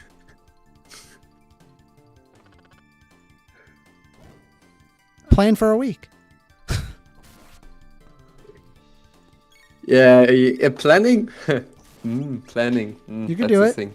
I believe in you. It's not that hard. No, I don't. No need. You'd I mean, rather just you need eat to like know. this like mush every single day in and day out. It's that painful. Planning is so painful that you would rather eat this gross mush. Yeah, I do already for months and months. You have to agree that not everyone is More power the to same you, homie. concerning of Yeah, these topics. you're right. We're not the same. That's correct. Your preferences and my preferences are two completely different things. Like I don't even have anything to cook something in my kitchen right now. It's just I prepare some of my of this powder, and then I add some fresh fruits or whatever, or nuts and stuff, and chocolate, 100% chocolate. Yeah, so I'm basically nearly raw vegan by Yeah, accident. Yeah, I see that. Not saying that this is healthy to go raw all the way. Very well then. You got anything else for me, buddy?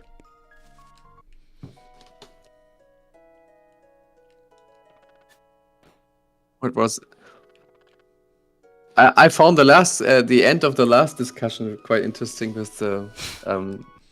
Why do you think nuclear where do you is so stand good? on it? Just about the topic about where. The food topic, I was completely on your side. Like, it should be regulated. If you look at China, how much they fake the food there, It's pretty bad. even though food should be something we value, the quality and everything, people will not value it if their money depends on it. So even they will screw you. So the market will screw you if there's no regulation. My opinion. Yeah.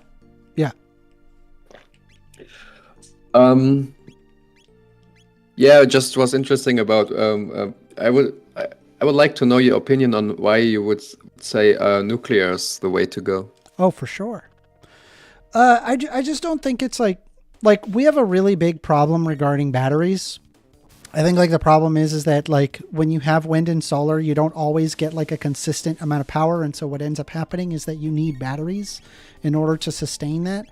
And the way that we currently like deal with batteries and how we store energy through batteries is it's like from like a resource standpoint, that's not really sustainable, right? Because like we're mining out huge areas and it's a really dirty business, like the whole battery industry, the lithium mining.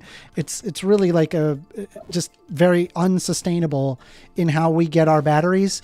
And so like we have immense energy requirements throughout the entire world, and energy really does make the world go round. And so like I'm able to like look at energy of nuclear and what can be produced through nuclear and understand that there are, the negative implications could be quite high.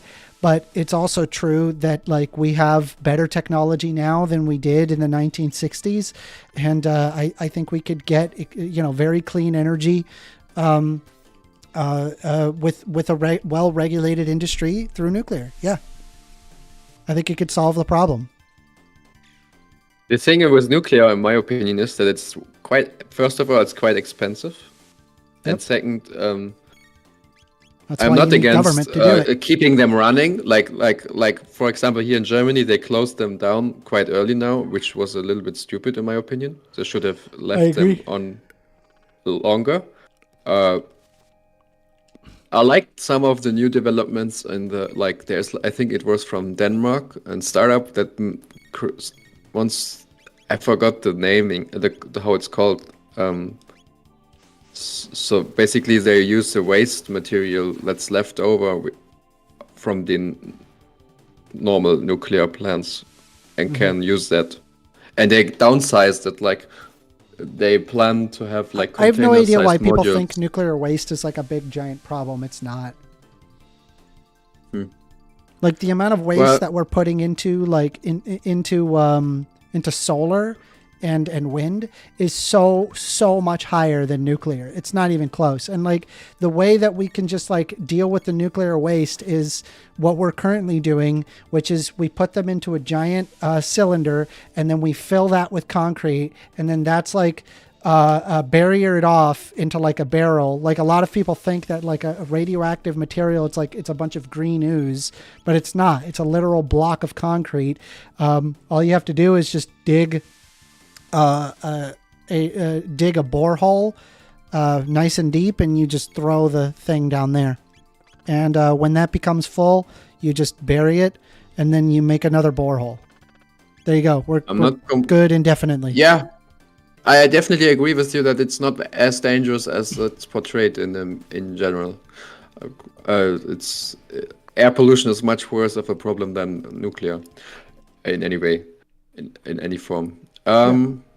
But I see one problem. First of all, for example, starting now to build new ones takes ages. Like if you want to start to build correct, but we new should ones start now, right as soon as possible. And then the second one, what I wanted to say about this is, it's like they are not very. The return in terms of how much energy you put in to build them and to keep them running and to remove them afterwards, and the energy you get out of them is not that high. It's like what? I think the ratio was 1-3 or 1-5, something like in this range. While wind and solar is much better in that regard. No. It's like literally after a few months you have it back, all the energy back you needed to produce it. So it's basically the pure energy amortization. Yeah, forgot. Is quite bad with nuclear because of all the construction needed and all the waste handling and everything. Yeah. Let me take a look and see here. Yeah, it's not even close. The average community solar facility has a capacity of 2 megawatts. All right. And so I'm going to post that inside chat in the EIA.gov webpage. And I'm just going to output what is the output of a nuclear power plant. Oh, it's 1 gigawatt. No, I don't think you got you don't got my point. What I'm trying to say, I think it's. If you basically not the return of investment in terms of money, the return of investment in terms of energy return of investment. That's even the naming for it on Wikipedia. I'm just checking it now. I mean, in terms of like the cost, I mean, I agree with you. The cost is high, but like what more is the government useful for? Like, I understand it's not really a private solution. That's why you have the government make this policy so that way we could save our planet. Right? As opposed to going to like solar and wind, which, you know, yeah, they're all right Band-Aid solutions. I just don't think we can power humanity with it. We can power humanity with nuclear. For sure we can. But for example, in Europe, we would have the problem where to get the nuclear material from. It's number one supplier is Russia. So What? you get into Thorium is more. everywhere. Nope, thorium is everywhere. Stop. You can have a molten salt thorium reactor. Thorium is everywhere. That's the one. Salt is everywhere. Okay. Then, but this is not there yet. This is the future tech. No, it's not future tech. It's known tech. We just don't have a functioning one currently, but it's absolutely possible to make. That's the one I was talking about, which I like. That's the one. The startup I was talking about. I just didn't remember the name. I'm fully on this. With that thing, if that works, go for it. Well, it's not even just that it worked. I mean, like, I know it'll work. The problem is that, people they're afraid. It's got a bad rap. And I get it, I mean, we're aware of Chernobyl, we're aware of Fukushima, but it's like the reality is that we're not in the 90s anymore. We're not in the 60s anymore. The technology has gotten a lot better. And it's like, why can't we just go to it? I mean, France has already done it. It's been radically successful. Their energy costs are ridiculously low. But in summer they often struggle because they have too less water in the rivers to cool down. Is that the case? They literally had to shut down in summer. Yeah, France had to shut down its nuclear. Has to shut down or at least lower the output when they have too less water in the rivers, which happens frequently. It's not all good and chilling. It's all has its pros and cons. Oh, I suppose, yeah. Interesting. I did not know that. I'm hoping for geothermal to go up a little bit more in the future. It's saying, like here, really, really deep. Change, for example, is already hampering French nuclear output. Why not we need to push towards nuclear ASAP? Yeah, but, like, but the climate change is going against the nucleus, yeah. Well, but we need to move, like... I get it. It's better than coal, and for sure. But it takes long till you have it. Wait, we don't want to listen to the anti-regulation guy, where we want to just go reinvest in coal? Oh, no. No thanks. And for what? Bonkers, and bro. About batteries. Batteries will not solve the winter gap or the bigger especially the winter gap of energy. But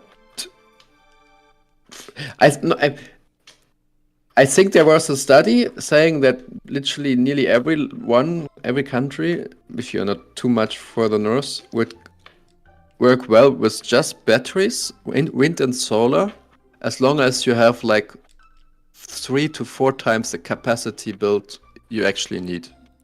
Oh, great. Which is a bit weird because at some point the market will not give that, like the overcapacity would need to come from someone would have to pay for that, and I don't think the market will pay for that. Okay. Yeah. But it would work. And the batteries would be once you have all the materials mined, the batteries can be recycled and reuse the materials. It's like at some point there's an end. You don't have to mine that much resources anymore. Yep. Anyway, you got anything else for me? Interesting talk. Glad you like that. Yeah. the about the food was a little bit slow start, but that was more interesting. Picked up for sure.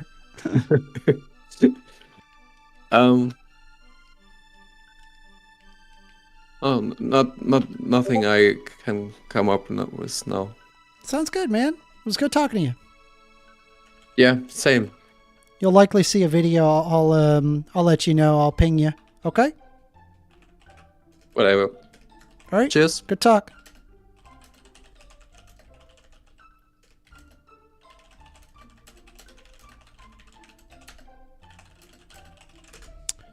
on nuclear power. Should we do that instead of wind and solar? I don't know. That's probably what we can call that one.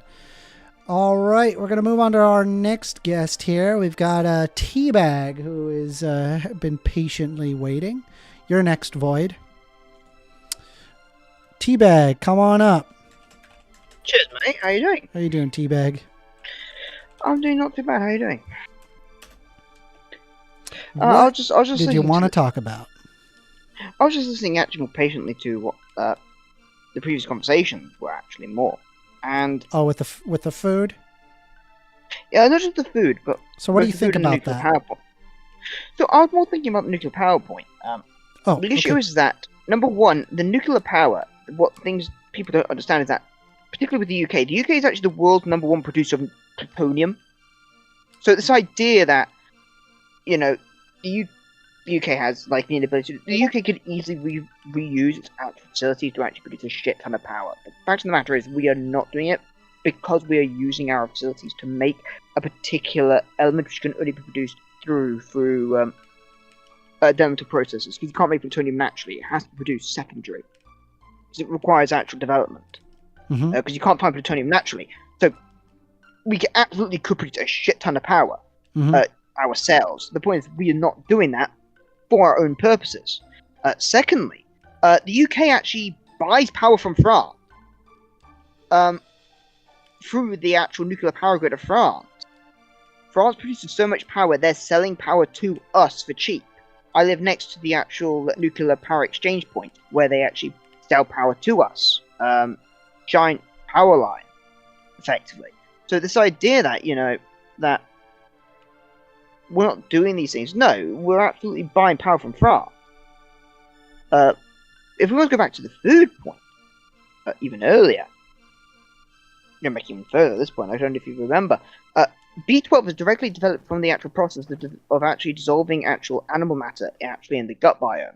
Now, certain actual substances like beans and lentils can have a small percentage of B12 naturally through the where they develop, but they don't release anywhere near as much as something like a slab of meat. A steak produces far more B12 than a plate of beans. Yeah. Just on paper, it just doesn't. Yeah. Because of the way that That was my understanding as well. Mind you, Ray, I'm not against plant diets. I'm just simply, and not only that, like you can make the argument that it is more sustainable. That is the case.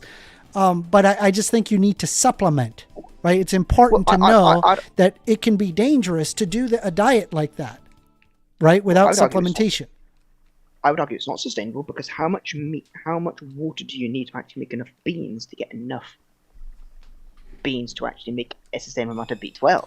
Well, I'm saying you supplement B12, right? You can synthesize B12 and take a pill. Done. Problem solved. But how much? But wait, where are you synthesizing that B12 from? You're synthesizing it from somewhere. You can't just produce B12 from nowhere. Well, I mean, like we could. There's gotta be a way to synthesize B12 without a gut biome. Yeah. Come on, right? Yeah. Well, once again, what you're doing. I mean, hell, we made nitrogen or nitrates through ammonia. Pneumonia. That's because pneumonia of actual nitrate is actually made with nitrogen. So you've already got a nitrogen atom already there, so you can immediately just separate the nitrogen and you're getting nitrates from that. That's just due to the actual structure of the actual pneumonia mixture, because it's not. Yeah. It's just an active reaction. So you just need to separate part of the reaction. The B12 is a result of a natural digestive. Is actually a result of a digestive structure. You need to actually find a way to actually digest a structure. You do that if you're digesting something. Now you can do that artificially. What you're digesting a mass then, to actually create a large dosage of B12 then. There's only two options, either a shit ton of beans or leftover meat. This is why if you actually read the back of vitamin B12 supplements, it says it's got animal products in it. Mm-hmm. And that's my big point to loads of vegans and vegetarians. Read the back of your actual bottles where you actually get your supplements from. It says animal products in it. Yeah. It's there in writing. They have to have it there in writing. It cannot be completely vegan. Because what the f*** are they getting the B12 from? I mean, I could Google that. Like, is there a way to Synthesize There's B12. Way, but even though we debate its actual safety terms, just for one very simple reason, would you trust a long, complicated chemical process, which is probably involved actually using about 20 different chemicals you wouldn't need to use for your actual personal diet? Let me ask you a There is question. B12 that can be synthesized through microorganisms. Yeah, microorganisms. Base. What? Yes, through microorganisms, which would mean you're using something. Which I have to ask the question: is that actually vegan? Then, because you're having to use a microorganism to actually It's a synthesize. freaking microorganism. I don't know any vegan that would be anti microorganism or whatever. They're microorganisms in an animal. I mean, they're eating mushrooms. Like, Yeah, but they disagree with fungus is actually animals. But then well, again, no, we're not I chemists. mean they're not animals, but that's beside the point. Yeah. Neither is a micro. Well, wait, hold on. Is Archaea Animalia? Is They're unique. They're special. Archaea Animalia? That's probably a dumb question. They're Bacteria, special. all organisms, the domain Archaea comprise the rest of prokaryotes, and Eukaryota comprises the eukaryotes, which is Animalia. Okay, yes, they are not the same. They're not the same. All right. Funguses develop technically. They're special. They're weird. Yeah. Well, I'm pointing out the that you can use a microorganism to make B12. So there you go, vegan friendly supplement ready. You're breaking up a lot. I'm sorry. That's fine. Is he breaking up for everybody else, or is it just me?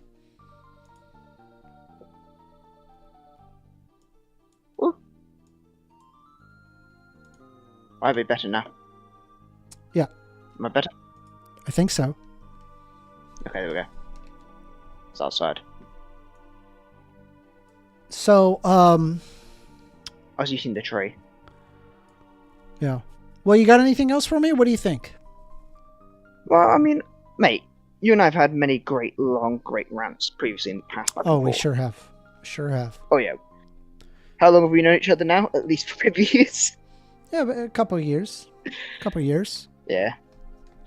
Let's ask a question. What is something that you actually have a question for other people? Let's ask you a different question. What do you have a question for someone else? Bro, I don't know anything about chemistry. I'm a freaking moron when it comes to chemistry. It doesn't matter if it's chemistry, it doesn't matter if it's biology. Like, I know some like history, really politics, basic stuff. Same thing with biology, basic stuff. Like very basic. Just throw a question at someone. Just, like I would rather watch you actually ask a question to someone randomly. Because I like watching you actually have to like learn something. Things. Yeah, I like that. Because it's entertaining sometimes I to do. Watch you actually... It happens. Because it just happens more organically. Because one of the things that I've been spending a lot of time recently doing, because I've gone so fed up with it, is trying to explain to people what actually happened in the actual Iraq War. Because I wasn't there in the original deployment. I was there after it actually officially ended. Okay. But I've spent enough time now actually serving time in Iraq, Afghanistan, and Libya that I've now actually had to start actually learning about what the fuck was going on, and I've worked out roughly what the fuck was happening. And I've worked out a rough timeline, and I'm sitting now going looking back at it and going, what the fuck are half these conspiracy theories? Why are we actually talking about these conspiracy theories? I'm so tired of conspiracy theories. It's so dumb. It's infuriating. It is infuriating. So angry. It is. Completely agree. I had to literally explain to someone that, half of the conspiracy, like one part of the conspiracy theory that everyone talks about, there was no WMDs. You're correct in the terms that there was no nuclear weapons, but those weren't the WMDs we were looking for. Your princess is another castle, Mario. We were looking for the chemical and biological weapons. That's what we were concerned about. That's why we were vaccinating ourselves and carrying a shit ton of anti-nerve agents in the first Gulf War. That's why we actually signed, in the terms of peace and conditions, actually at the end of First Gulf War, saying that we were going to come back in 10 years to ensure that you weren't holding any more chemical and biological weapons. Mm-hmm. That's the cause. It's... You don't need to have conspiracy to have a good argument for saying a war is wrong. Yeah, no, I agree. And I'm just getting fed up with listening to people just rant about stuff. And that's just a particular example. Just that war alone, because I had to deal with the actual ramparts of it from serving there, and just looking at it and going, "What the fuck are people talking about?" Mm-hmm. Yeah. I mean, I'm not. I don't have a whole lot to add to that for sure. I mean, we're in large agreement here. Yeah. Definitely came across around too weird at this bit. No, I get you. It certainly is one of those frustrating things for sure. Just seeing how many people they say things that are just so empirically it can like be disproven within like a 5-minute Google search will prove it wrong. It's just not a 5-minute Google search. It's just 5 minutes of actually seeing the world. If you just leave your world and then I give them the 5 facts. minutes. The best part is where they go, that's not a valid source. That's biased. I'm like pulling up Wikipedia. They're like, that's biased. I'm like, okay, right. The thing when I do Wikipedia is actually, if I use a Wikipedia search, I actually don't show Wikipedia. I actually show the actual sources on the Wikipedia article. It's like, okay, right. You're saying yeah, sure. I say, listen, sure. Here is the actual list of sources. You can critique those because those are the actual criteria. So, for example, a great example of this is why Ubisoft is in a wholly trouble with due to Assassin's Creed Shadows at the minute, because the guy who's actually been altering the Wikipedia article has been discovered to be the same person being historical writer for the game. Mm-hmm. It's like, that's a bit funny. Yeah. Scratch your moustache and your beard for a minute, they're going, oh, that's a bit weird. Yeah. But the average person, like, they're not going to do the deep dive. They're not going to do the deep historical dive. Most people don't speak Japanese. Most people don't even read or have any interest in deep history. Mm-hmm. So they're not going to actually do a deep dive into a Wikipedia article in English, let alone in Japanese. Yeah. So what else you got for me? You got anything? Oh, I'm fine, mate. I was just wanting to be a bit. Yeah. No, it was a good talk. Silly. I appreciate it, buddy. Cheers, man. Okay. We're going to go ahead and we're going to move on to the next person, okay? All right. So that was a discussion. Just overall discussion about previous debates. There we go. That's probably a good... I'm lost in this game. I don't know what I'm supposed to do. I could have sworn I was doing the right thing, but I guess not. Anyway, we're going to go ahead and invite in Void. Void, you've been so patient. I really appreciate it. Come on up, Void. You are currently muted. You will need to unmute yourself. Yes, makes sense. Hello, and yeah, thank you for staying for so long. How you doing? Yeah, well, Thursday, 1 a.m., so it's fine. Oof, brutal. Yeah. So, I took a look through the list of your hot takes, and it's a bit unfortunate that you're not like some, I don't know, flat earther or whatever. So I found only 2 points where I felt interesting to discuss. One, you said that you can prove basically that God doesn't exist beyond reasonable doubt. Correct. And second is that women and men, I don't remember how exactly you formulated, but basically there is no gender gap in performance between in chess women and men. Yes, in chess. Yes. So I think the second is much quicker to discuss. So, well, there are obviously like the performance is measured. You have elo, you have glyco, and all of those numbers, how performance is measured, and you see that women perform worse. So how Are exactly you aware that there have reconcile been that? women that beat Magnus Carlsen?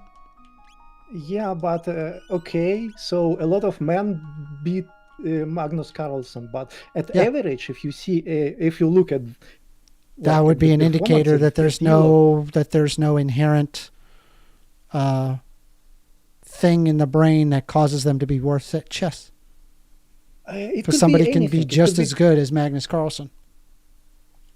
well, Magnus Carlsen drink a lot and a lot of other stuff, but no, I No, don't he want was to go this sober. road. Okay, yeah, okay, sure. He's been But, beaten. yes, a lot of people beat Magnus Carlsen, so you not always Not that many, play but yeah. perfectly. Not Okay, that many. so- There's a reason why he's the champion. Yeah, but you use anecdote when I bring like statistical data. Well, so you have number which measured the performance. It is true that when it comes to competition, men tend to have like a greater interest in that sort of thing, in that type of competition, and so as a result, you end up with less women. But my argument is I think it's probably more attributed to that than it would be like, I don't know, like an intelligence thing, like what people kind of assume when there is that argument. The reality is that women are just as intelligent, if not smarter in many ways, to men. Well, like, let me clarify. I don't have a stance that there is some like genetic inherent like difference. I don't know. There could be difference, there could be not. I'm looking at the facts. The facts just shows that they perform worse. Likely, That's not the case. there is a lot of contribution of culture, things like that. I don't know. Like, it's just, if we look at numbers, we see that it's like 200 points below. I mean, in overall averages, but yes, that's correct. But I'm saying that I attribute that to there being an interest in the subject.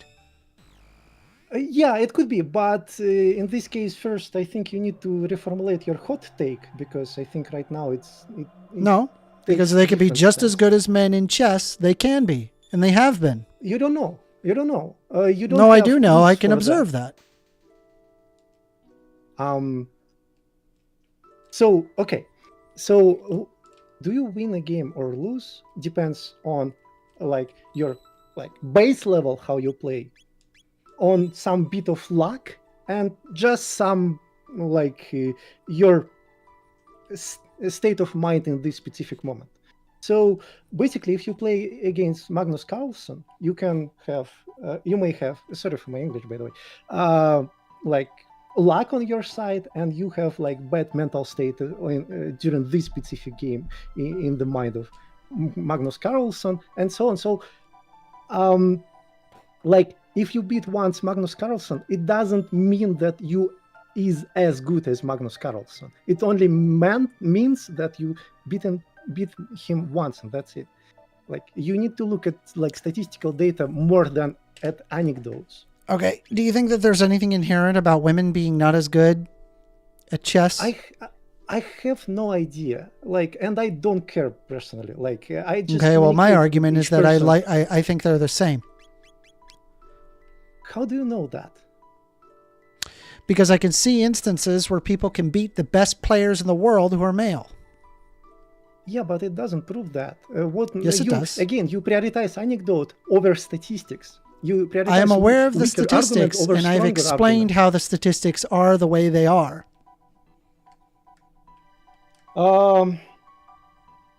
Well, so okay, maybe I misunderstand how you. And by the way, if you read my statement, it does say that women can be just as good as men. What it means, like to perform at average or perform once in their lifetime? What exactly this phrase means? I'm sorry, can you repeat that? when you say that women can play as good at chess as men, does it mean that they can sustain the same performance rating? Or does it mean that they can just beat the champion? Sorry, can you like- repeat that? I got distracted. Somebody was texting me. Okay, no worries. When you say that women can play chess no worse than men, or however you formulated that, No. do you mean that they can sustain the same performance rating as men? Well, Or I said do you women mean- are just as good as men at chess. What exactly that means? I'm trying to They, differentiate. they two can different perform at meanings. just the same level as men. Yeah, but how you measure this level? Hmm? How you decide? How exactly you measure? Well, I that? could look at ELOs. Yes, but elo of women is lower. In general, sure. You to take the best. But that's not all women. Chess player. I can look or at the best women and the best men, and they overlap. Yes. Yes, overlap. but women is always lower, and 200 points is a lot. It's not like 30 What? points. or 200 points is even- like nothing in terms of ELO. That's a lot. But if you're talking about the difference between like 2,500 and 2,700, yeah, that's a pretty big difference. But like a 600 and 800 is negligible. It's so basically you're- non-existent. So your point is 200 points of ELA gap is negligent. Yeah. Right. So normally what I like to observe is like there to be like some sort of inherent difference. An inherent difference would be like strength difference. It is true that men tend to be stronger than women. There is overlap there, yes, and there are definitely women that are stronger than men. That's true. Right. But we can observe that there's like a full standard deviation difference in terms of like the total bell curve distribution.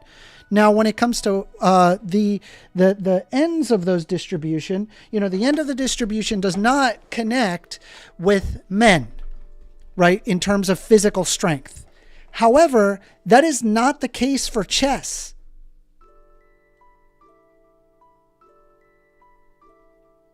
Okay, you just basically Imagine if state there's that a woman, right? Like even a single one that goes up against the strongest man on earth and lifts the same amount. That would be like, what is this outlier?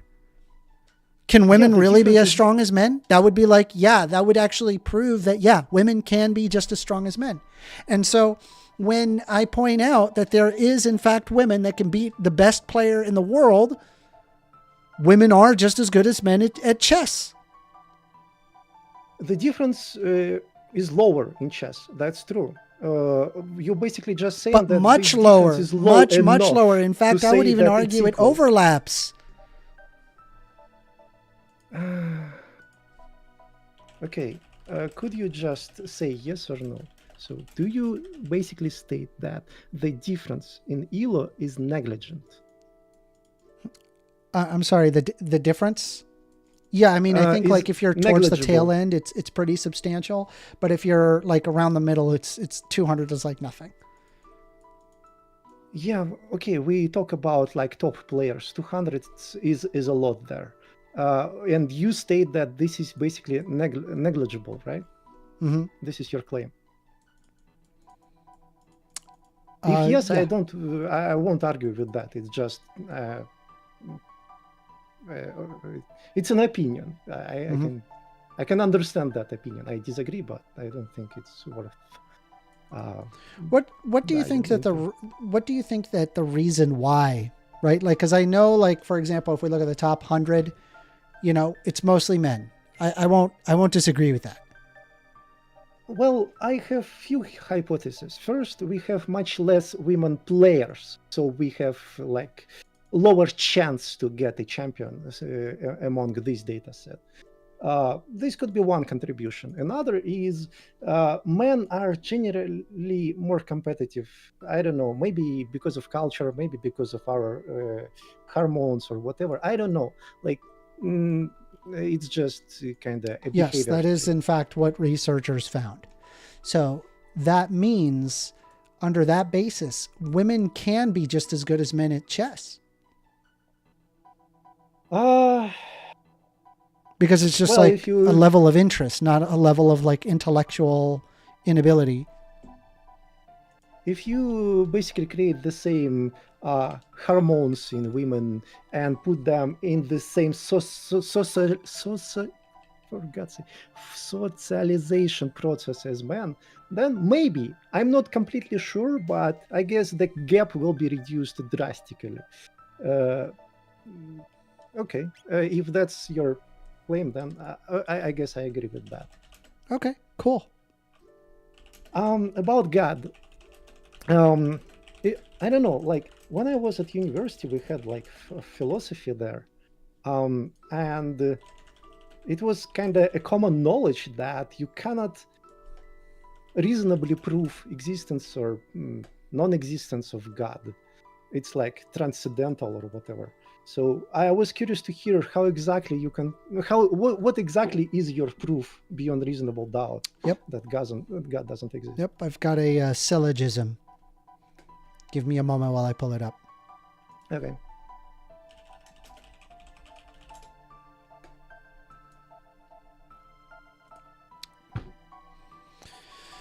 All right, premise 1. The law of conservation of mass and energy holds true. Could you share this, if you don't mind? Sure. I mean, could drop a link or something. Sure.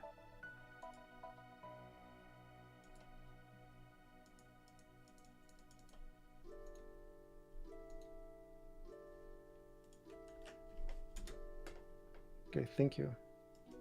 I want to run you through it, though. Uh-huh.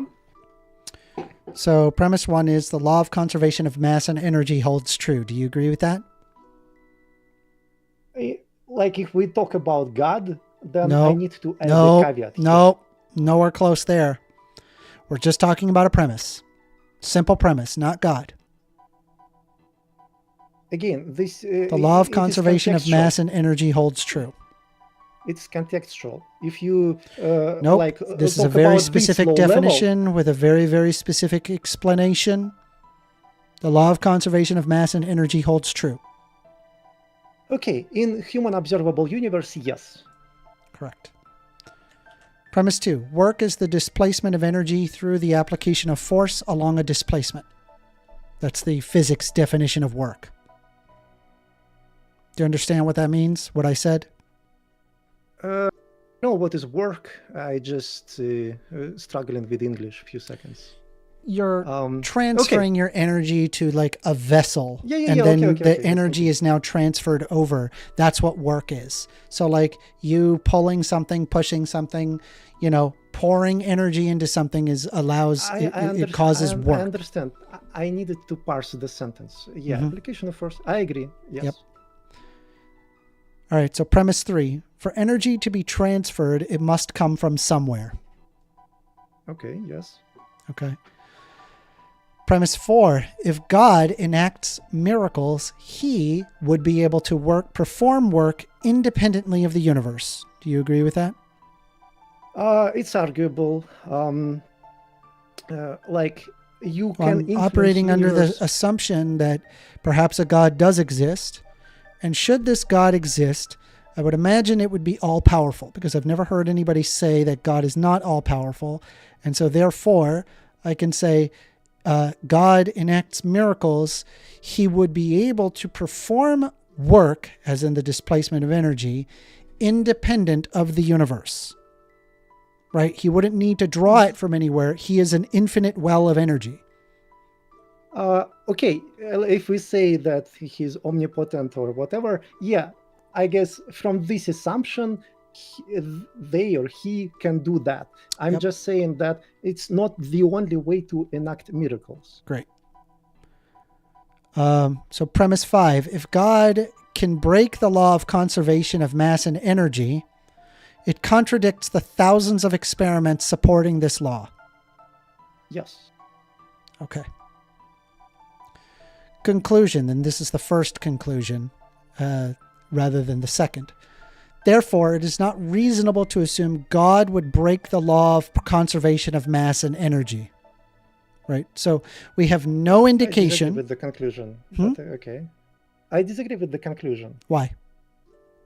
I disagree with like implication you try to, how to say in English, I don't know, but uh, okay, let me clarify.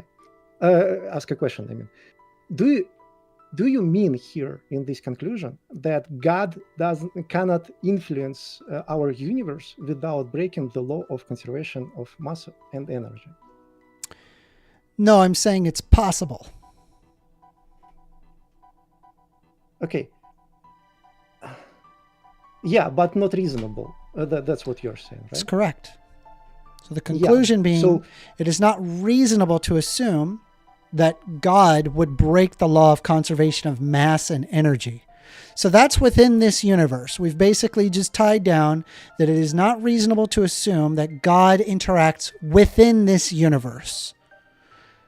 However, that doesn't remove the beyond space-time hypothesis. No. God still can influence this universe through, How? for example, manipulating the randomness of quantum Really? physics. Why not? That would be work. That would be no, violating the law you're- of conservation of no. mass and energy, because you are No, moving energy in a way that didn't that's not normally would have done that without an intervention. That's not true. You have inherent That is true. randomness. You have inherent randomness in how It's universe probabilistic, but it's not perfectly random. It operates on some very, very specific properties, but yes, there are probabilistic notions within these very, very specific what properties. What properties? Also, you do Hidden not parameter. have the level of emergence that would be required to actually enact macro level miracles at a quantum level. So your claim is that The randomness you doesn't, the cannot- randomness of quantum theory does not explain things at a macro level. The emergence is different. And so if God enacted miracles at a quantum level, that would not affect the macro level. So you basically think that macro level is completely stable. It's completely whatever randomness happens on like quantum level, it cannot affect how exactly macro level will behave. It has So to affect what it in exactly some way, trajectory but it will doesn't take. really affect it at a macro level. Like when you're talking about like quantum foam or the bubbling of foam, where it just goes up and down, and like in matter and antimatter cancels out. It doesn't do garbage to anything that currently exists. Well, I disagree here. Okay. Should we stop here or should we continue your premises? I mean, like, this is explaining how we can't really have a miracle, like an enactment of work within our universe without breaking the law of conservation of mass and energy. Randomness in quantum physics isn't going to make this problem go away. Randomness can. But hey, maybe there is a influence God that exists macro beyond world. space-time, such as a first cause mover. Say again? Sorry. Maybe there exists a God that exists beyond space-time and put things in such a way that allows miracles to happen, therefore not violating the law of conservation of mass and energy. Yeah, it could be. It could be that our Great. universe were predetermined to have all these miracles. Great. Premise so that- 6. If God enacted a first cause before the universe, it implies that he exists beyond space-time. Do you agree with that? Well, yes. Yes. Okay. Premise 7. Attributing purpose to a being beyond space-time is an anthropomorphization, which you are applying a human characteristic to something that would not be human. Yeah, here I totally agree, yes. Okay. So the conclusion is, therefore, attributing purpose to God is unreasonable, leading to the conclusion that a non-anthropomorphic entity, as in not God, is a more reasonable explanation. I see. So in your premises, there is a lot of assumptions about what is God. It's very like Christianic-like. So it's not God in general. It's a very specific God. Okay. If you argue only against a Christian God, then I would not argue against that. If you argue, but if you want to This argue works under against, many like, kinds of gods. yeah, but are many gods that are anthropomorphism is omnipowerful. not required. But I have read the Bible. I've read the Bhagavad Gita, and I've read my Quran. I've also read many different types of religious texts. This applies to lots and lots of different gods. And even so, you still have problems like regarding like, I don't know, like for example, when people bring up witchcraft or something like that, things that like clearly break the law of conservation of matter and energy, you would basically have to somehow falsify that, and I don't see that to be possible. The problem with the miracles, so-called, is that we cannot repeat them in the lab, so we just remove them from the data set, and Correct. this makes sense. But we cannot definitely say that something was wrong. We just say, okay, statistics says that this is what repeats in the universe, so that's it.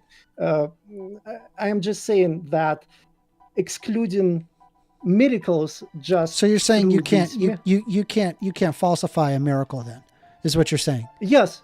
Okay, It's great. unscientific. So actually right behind you right now, there is a leprechaun. And if you turn around and try to look at it, it disappears. And if you try to pull out a camera or a mirror of any kind to look behind you, it disappears. Also, if there's a friend or anybody who's in the room, it disappears. And if you try to put anything on the ground to try to like get it to like excite things on the ground with its footsteps, it also disappears. So let me ask you this. Do you think it's reasonable to assume that there is a leprechaun behind you? No. What? But you don't have any proof that a leprechaun isn't there? Sorry, trying to enable my camera. Okay, it doesn't work for some reason. Okay. Define leprechaun. Yeah, sorry, because we are talking about these low-level things. Like if we talk about God, All right. God is much more abstract than leprechaun. It's Leprechaun a supernatural is being in unreasonable Irish because folklore it's very specific. Of like this little man who wears green and has like a green top hat. They're usually very, very small, unlikely. very short, and they run around really, really fast, and they put pots of gold at the end of a rainbow. And this is why it's unlikely. There is a lot of specifics. No, it's that literally makes it less impossible. And less likely. It's impossible. Light doesn't work that way. Matter doesn't work that way. So you can logically infer that a leprechaun does not exist.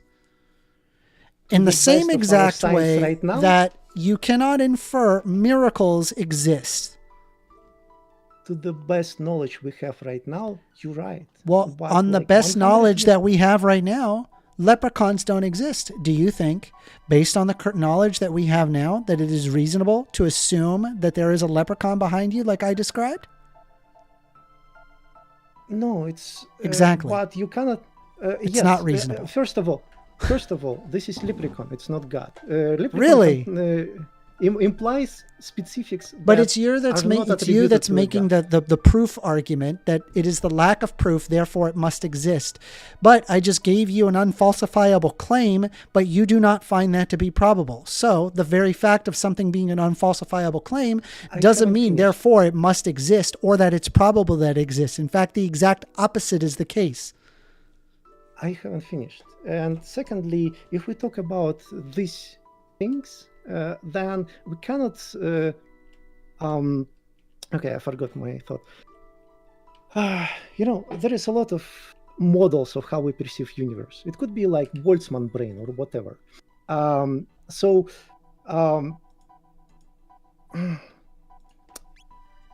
Using science to prove that God doesn't exist makes no sense for me. Science always evolves. Science makes sense practically. So when you want to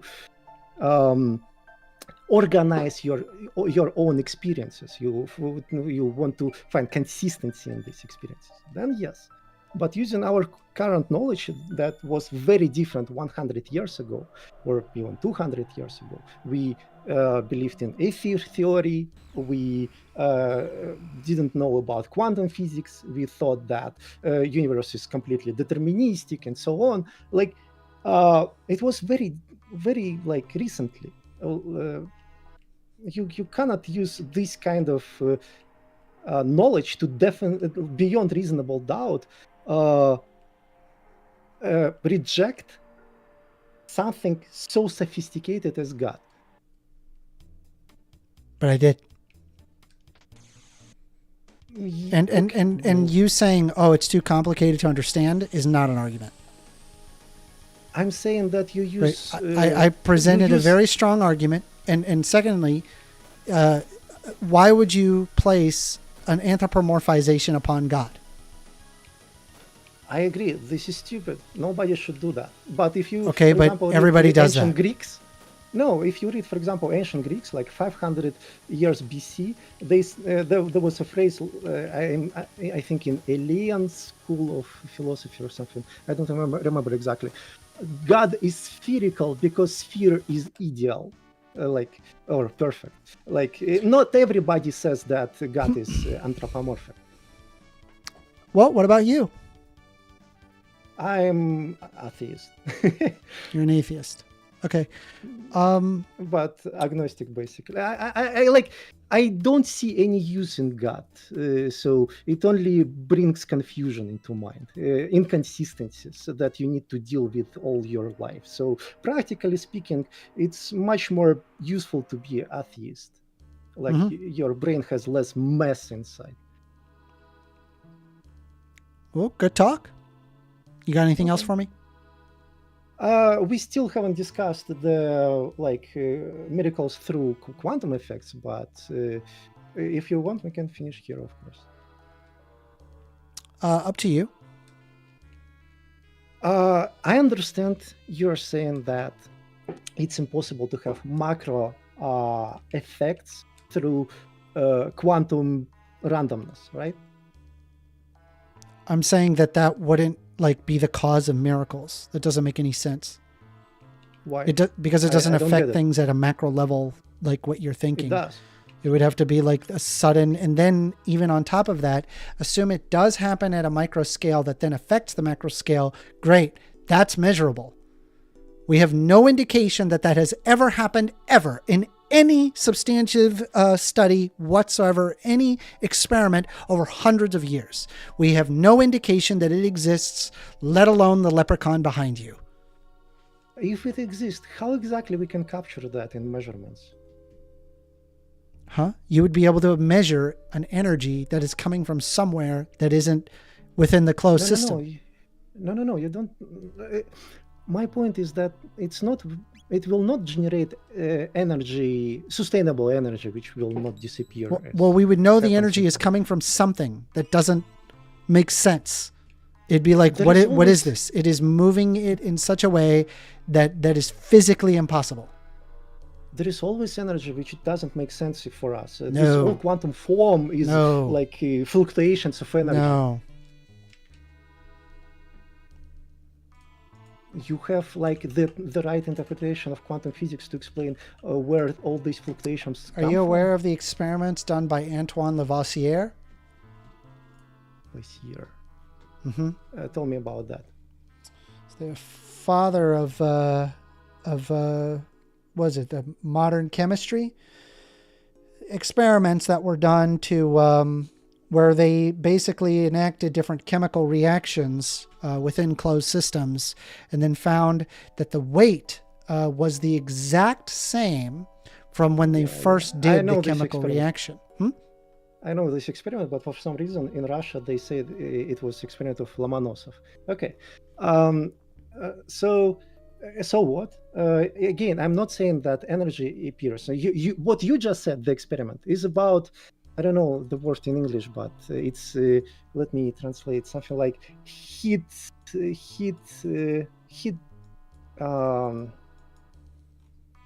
like you have hydrogen, right? Like hydrogen. So this is about heat gen, does it exist or not? This is what this experiment was about. So basically, is heat contained as basically mass or not?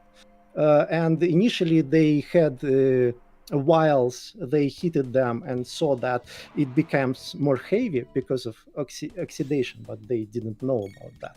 And then another chemist came and showed that if you close vials, then mass doesn't change. So there is no this heat gen, it's just oxidation. That was the experiment. It is not related to quantum physics. I mean, to what I'm talking about, quantum physics at all. Yeah, so like if there was something that affected at the quantum scale that then affected the macro scale, that would be measurable. You would get your miracle. Okay, you have psi function, right? In like quantum mechanics, it collapses when you do a quantum measurement. When it collapses, this collapse is completely random for us. We don't know. We cannot understand any preferences in how it does that. So for us, in our calculations, it's completely random. But if it collapses like one way or another, it will be the same exact energy. So you don't need to produce energy to influence the quantum system to behave differently. No, yes, you don't. No, you don't. Yes, you do. Okay, how we resolve this? I mean, it's just because I know you're that wrong I'm here. right. How we resolve it? Yeah, let's resolve this. Provide the antithetical research. Again, the psi function in quantum mechanics, it collapses randomly. You can Google that. What collapses randomly? Psi function. I guess in The English what they function? call it wave function. I guess in English they call it wave function, but it uses Greek letter psi.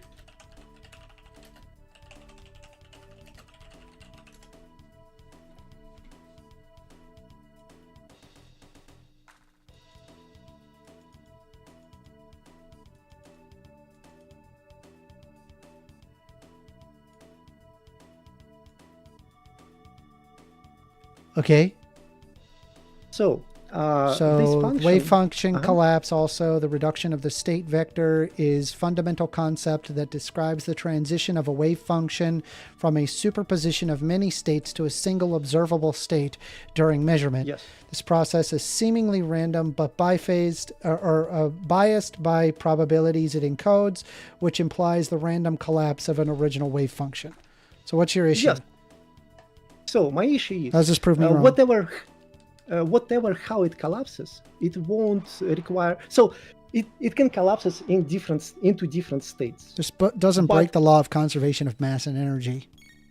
Exactly, it can collapse into different states. But you're implying that there could be something that causes the miracle and then something like completely separate. It doesn't make sense. I'm saying that if we say that somebody performs miracles, they can influence how this randomness works. Because no matter how psi function collapses, it won't require extra energy or reducing energy. It will be exact same energy. You don't break the law of conservation here. I didn't. That went way over my head. Can you repeat that? That didn't make sense. So when your wave function collapses, it selects one of the states. So, just sorry, I'm not. I don't want to like get to ad hominems or anything. I'm just asking to understand how exactly to formulate. Do you have education on quantum physics? No. Okay. So, what do you know about Schrödinger cat? It's a very popular thing. So Schrödinger's cat? Trying to find the basis. Yes. I've heard about it many times. Why? How you understand this experiment? What exactly it means? I'm just trying to understand the basis. What exactly I need to talk about.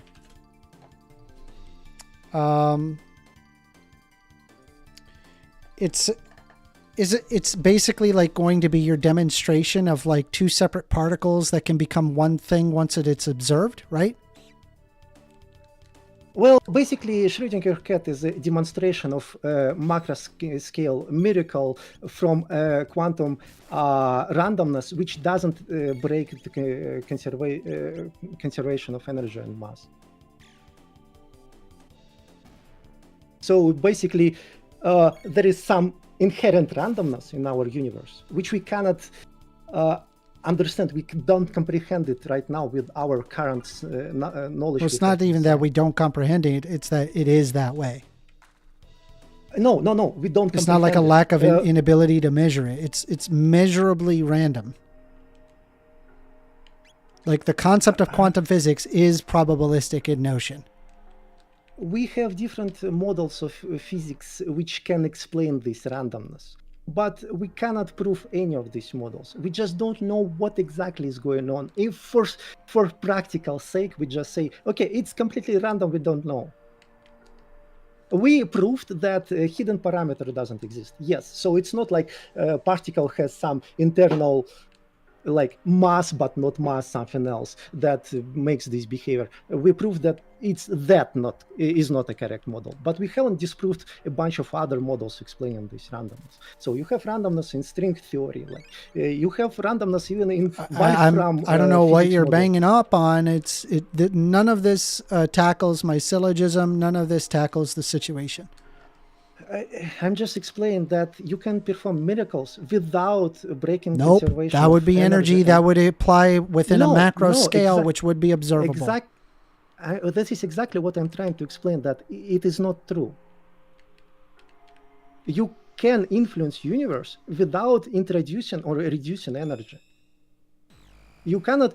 You can. But you have to introduce energy in order to make things move.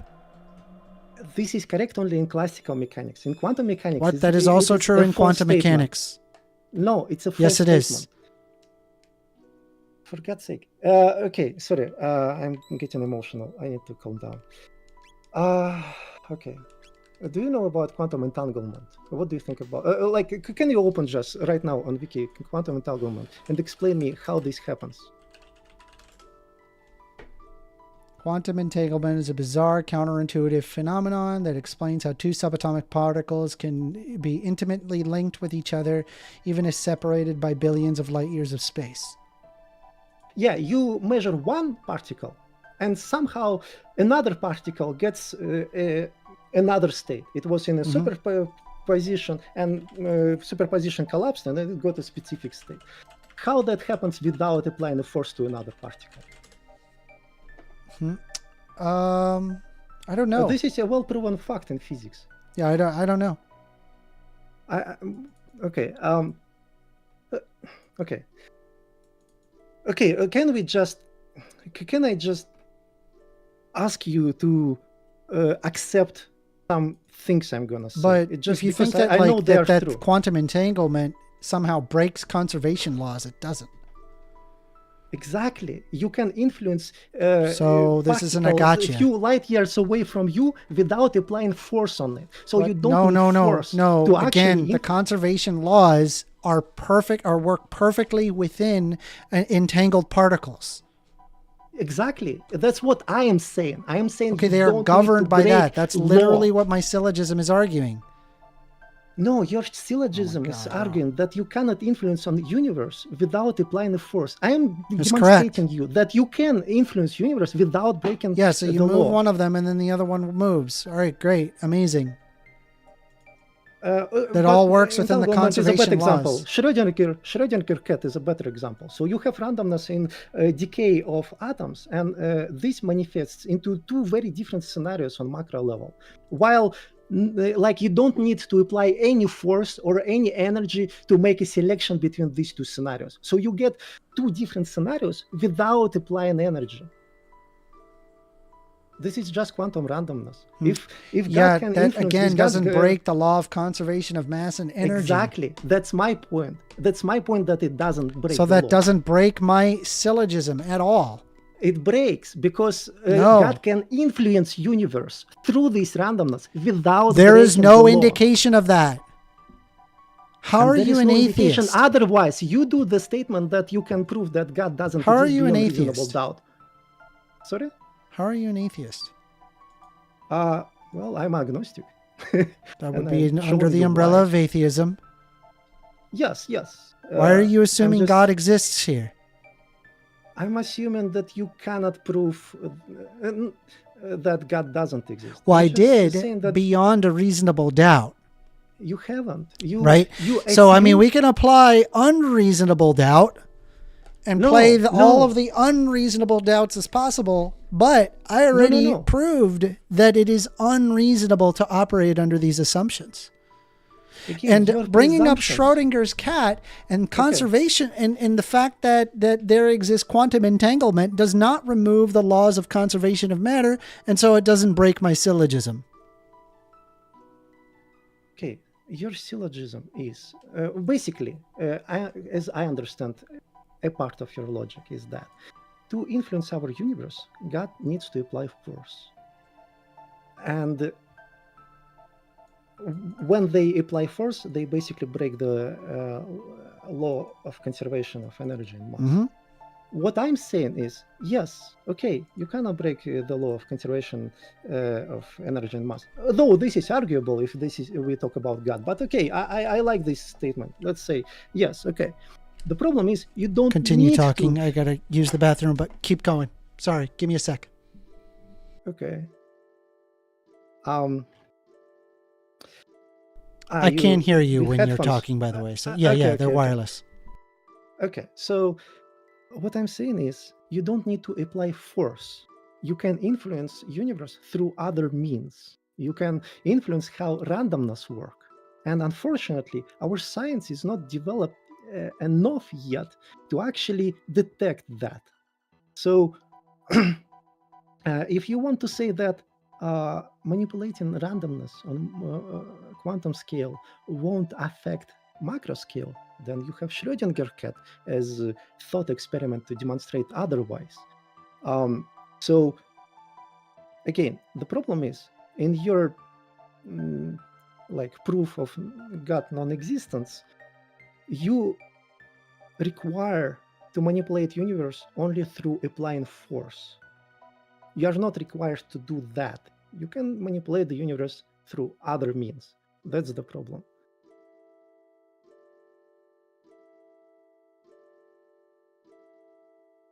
I guess I will talk about something else until.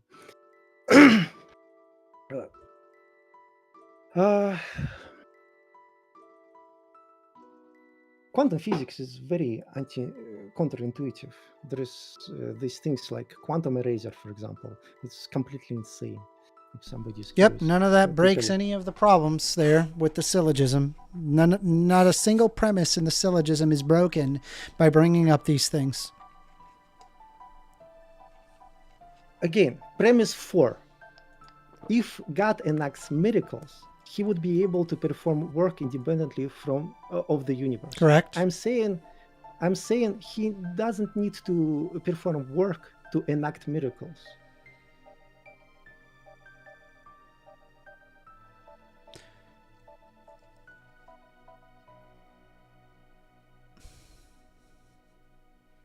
So, how is he enacting a miracle if there's no work implied? Give me an example of a miracle where no work is implied.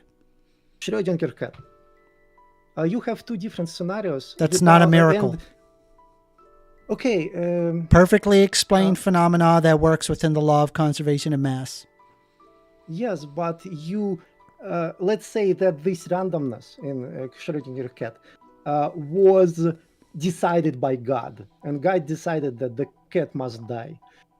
This kind of, if God can manipulate our universe through these means, I assume they can perform other. You other understand that miracles as well. Schrodinger's cat isn't arguing the concept of work, right? It's the fact that it's unknown whether or not that the cat is alive or dead.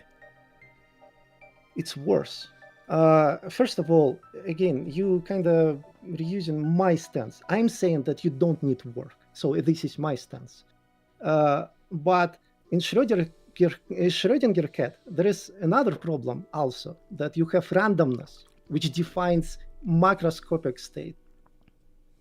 Inherent randomness. You don't need to apply any work, energy, whatever. I fail to find this collapse very into different convincing that states. that's the form of what a miracle is, because it's completely explainable within natural mechanics. So I'm lost as to how that's a miracle.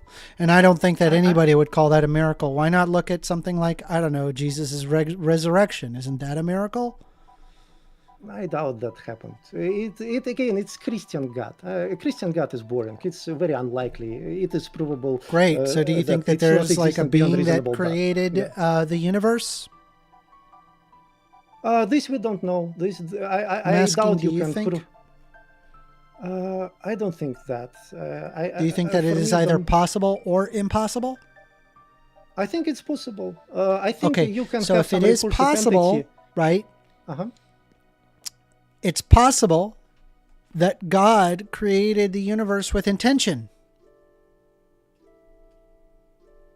You know, when we say about God and intention, word intention doesn't make sense, because if That's something, correct. It doesn't. yeah, I could easily because invoke intention is a human word. non-anthropomorphic entity, as in it just makes universe, but it doesn't really care whether or not we exist. Yeah, I doubt it thinks if it exists at the same categories as a human. So intention most likely was not used in this process. Yes. But God still might exist. It might even manipulate our universe right now, and might even decide who lives and who dies through manipulation of this randomness. Might do some crazy stuff if you like manipulate this randomness.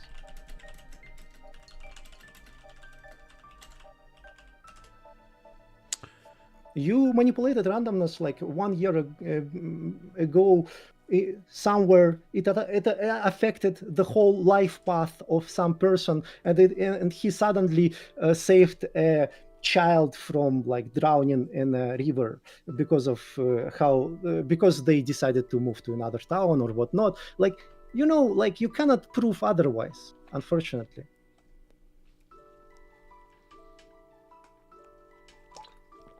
Beyond reasonable doubt. Yeah, I mean, this doesn't break my syllogism. We're going in circles here. Do you have anything else?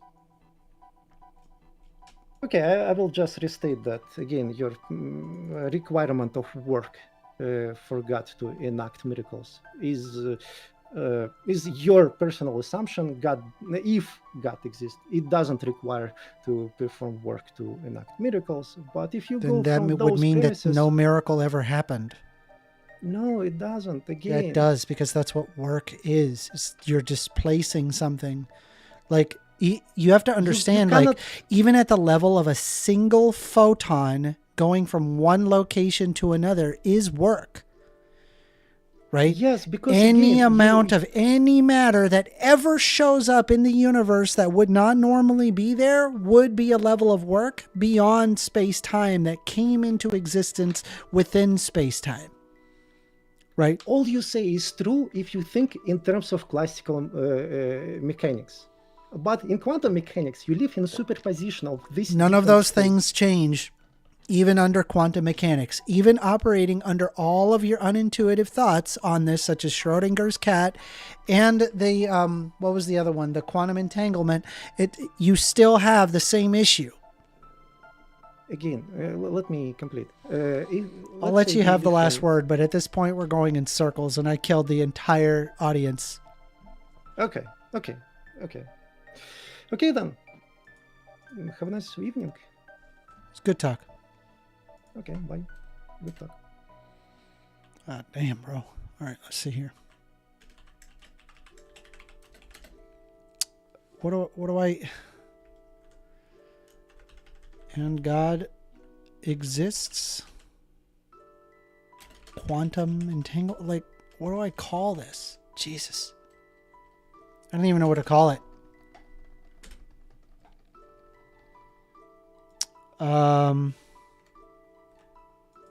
We talked about chess. We talked about... Does quantum... All right, thanks, Void. Women in chess. And does a quantum god exist? God, that's such a weird title. Whew. Maybe just cut out the chess part. All right, so little side note. I don't know where to go in this game. I am unironically stuck. I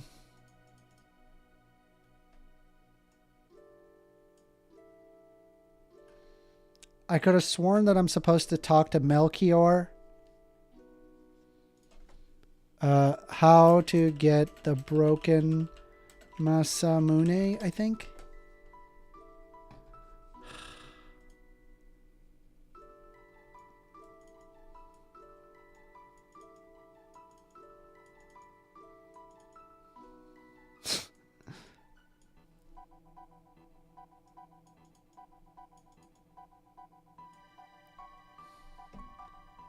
Bro, I do not.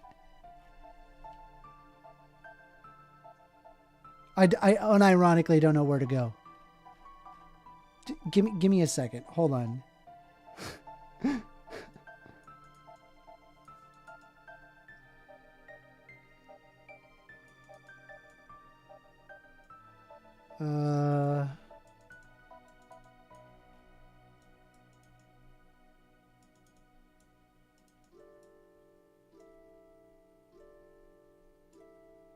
All right, so I think what I'm supposed to do is go back home, I think. Fuck.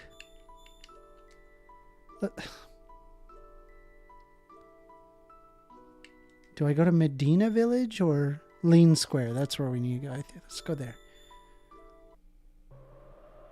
I don't remember. Bro, this is a quiet week. No joke, though. Last week was a lot more heavy, but that's okay. Not a big deal. We got a good bunch of videos. I think it'll be all right.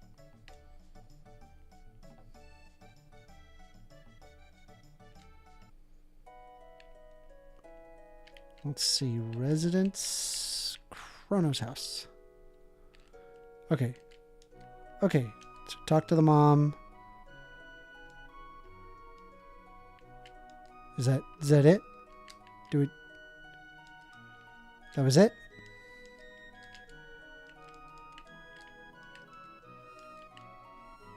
Okay. Yeah, I don't remember. If anybody wants to school me in Chrono Trigger, it's been so long. I unironically don't know where to go. I think I'm just supposed to talk to as many people as possible here. God.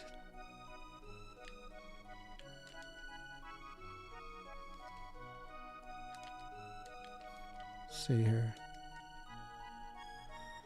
Don't want to go to Lean Square.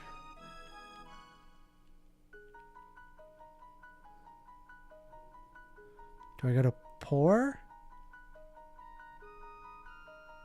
I don't freaking know, dude. I don't know. Poor. Talk to this dude? Nope.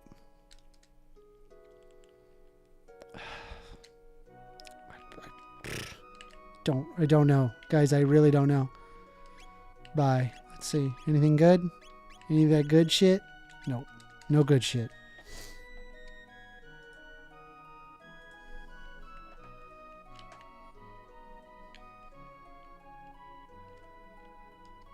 Mayor's Manor.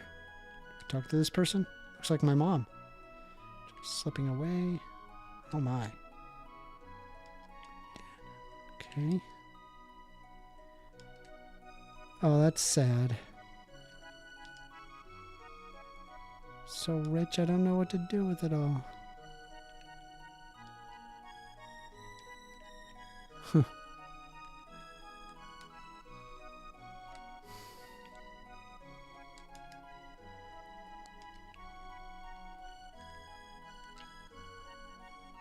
Damn, bro, I thought that this would have more people, Hopper. It's just you and me, I guess.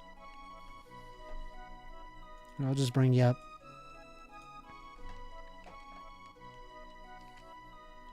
Hey, Hopper. You there? It's a dead day. I don't know. Weird.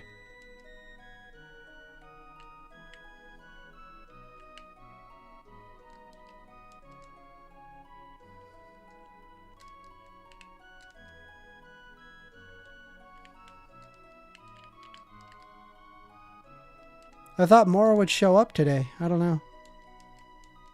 We had a bunch earlier. We'll see. Oh, there we go. Hey, Hopper. I don't know what was going on with my mic. It's being stupid. How you doing? Enjoying life. It is dead, isn't it? Yeah, I don't know. Yeah. It is what it is. Everyone's old. They just went to sleep. That's what it is. It's only Plus, 9 o'clock. But You yeah. wouldn't debate with all those 14-year-olds, so they all got offended. There was a bunch of 14-year-olds? No. The one younger kid at the beginning. Yeah. There's yeah. always that one person who wants to debate you. Yeah, I mean, well, I can't, man. I'm not going to do that to him. Yeah, they don't get it. It'd be They're terrible. potatoes. You'd be such a bully. I would be. A bully for science. I think so. Hell yeah. Well, we'll just chill for a bit, I guess. I mean, even if it's empty all the way until 9:30, it's not a big deal. I'll make a new video. Make a bunch of new videos anyway. Yeah, no, fair enough.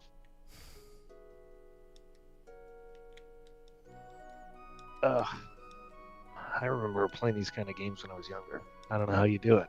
Hmm? I don't think I'd have the patience to play these games Why? anymore. I don't know. I struggled playing Zelda and Dragon Quest. It was just a pain. Just because I didn't know what I was doing. Just running around in circles. I see. The real struggle.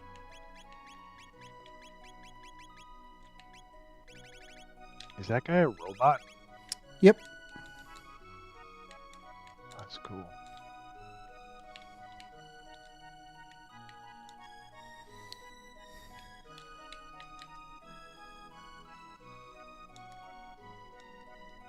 That was weird.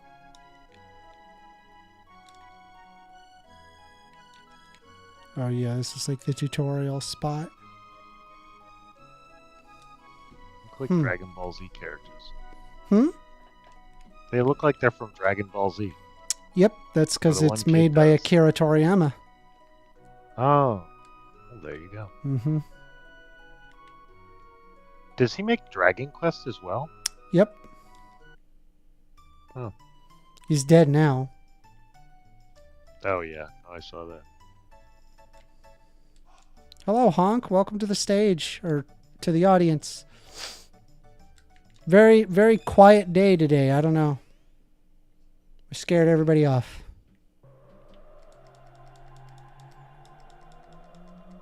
It is what it is. Just means more gaming. Less Yeah, I potatoes. gotta figure out how to get this gaming back on track, because, bro, I have no idea how to do this. You're gonna have to look up some guides. Oh, hey, Apogyu. Bro, it's so quiet right now. Do you want to? You guys just want to come up for now? Here, I'll just invite y'all both. I was just popping in to see how many were here. I was heading to bed. It's 3 a.m. Oh, dang. All right. Yeah, I mean, I've been winning a lot in my game though. Easy. Yeah, I don't know why there's so few people today. I don't know. We had a bunch earlier. Hello? I was just about to say you've been streaming way longer than you usually are. So What? No, I usually do it till 9:30. So I still got another 20 minutes. What time is it EST? 9:11. And this stream started, or this, 6:30. oh, how many people have joined? It's kind of late. We got about 5 people so far. They joined. Well, I mean, Oh. total. I mean, it Well- was more than that. I mean, we had like an Yeah, at audience one of like point we 15 had 9 people. people in the audience. Yeah. I I don't know. see. It's kind of slowed down. yeah, but anyway, 3 a.m. Good night. See ya. All right. Have a good night. I just Mhm. I don't know what to do for this game. I'm unironically lost. What are you playing? Chrono Trigger.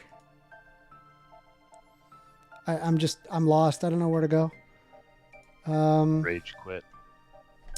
Oh my god, Just pull up a Chrono Trigger What a guide. cool looking background. What? What? The background, like the moving water. Oh, it's a beautiful whatever that's game. This supposed game to is be. gorgeous. Made me think of the Sorcerer's Mind from Diablo 2. Okay, so let's take a look here. So there's a walk through here, and so what we're gonna do is Masamune or broken Masamune. Yeah.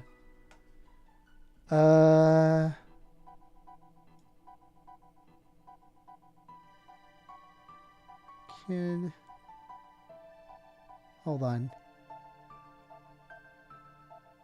Lucas Fire Magic.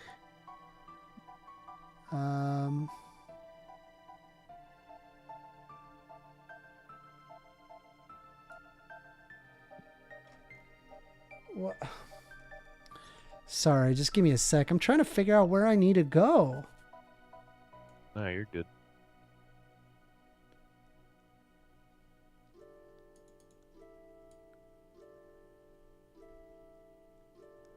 All right, so we got to go to 600 AD, I'm pretty sure. No. No. What about here? No. No. God damn. No. Which one The is it? Banger Dome. All right, Bangor Dome. Yeah. Bangor. I'm pretty sure it said banger. That one's a banger.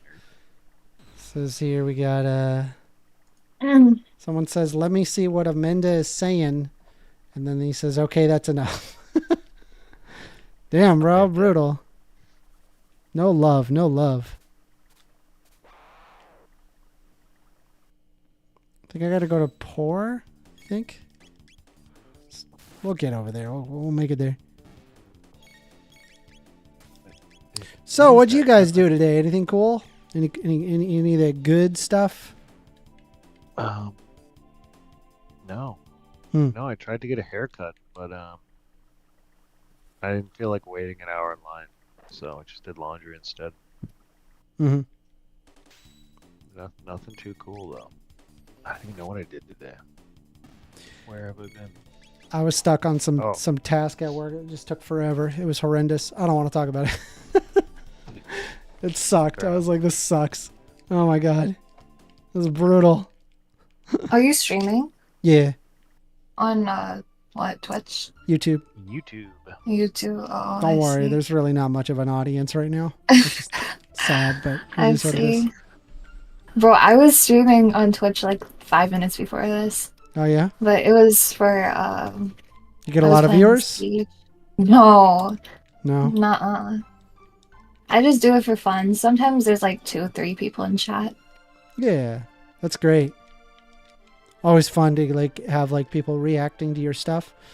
I try to bring like Yeah, some for sure. interesting debates. You know, I have my like list of hot takes that I provide. Usually you get some pretty interesting responses.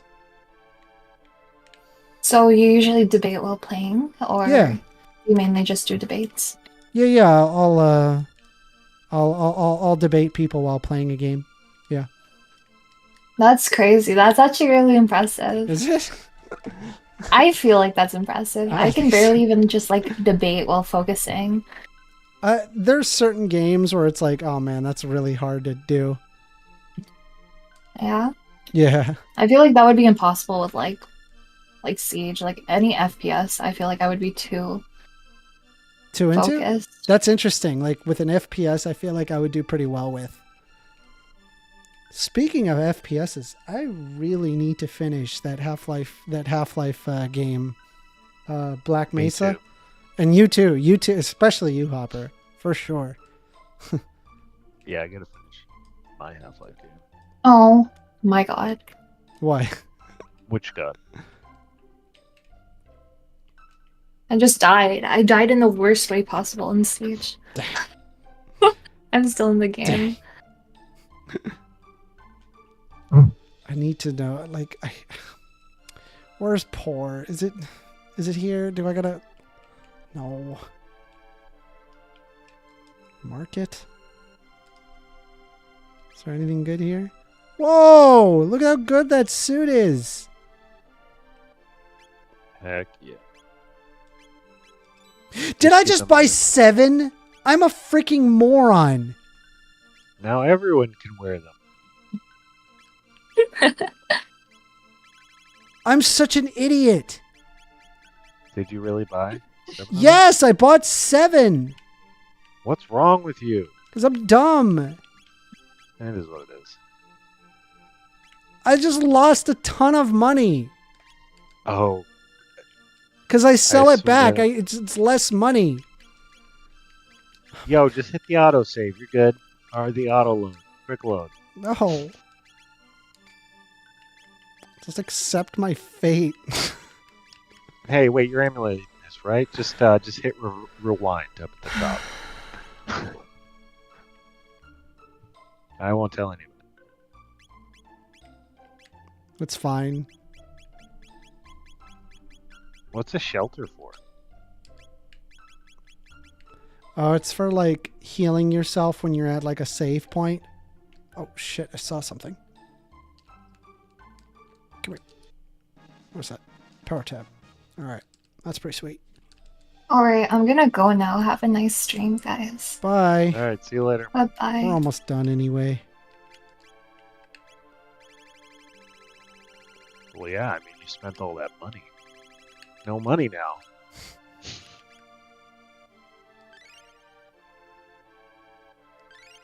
When you give them gear, does it actually change what they look like and whatnot? Like affect the character visuals? Just their weapons.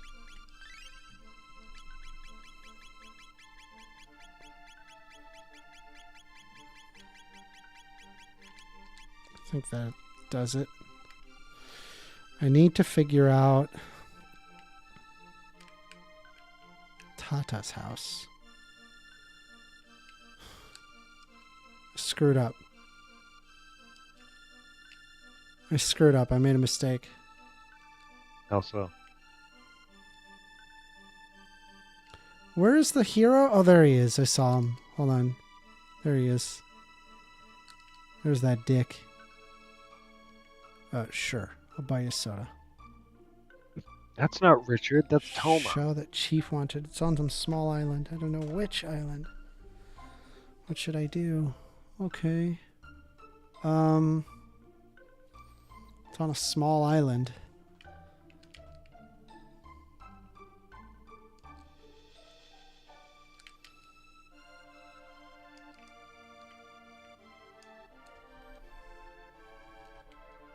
Hold on.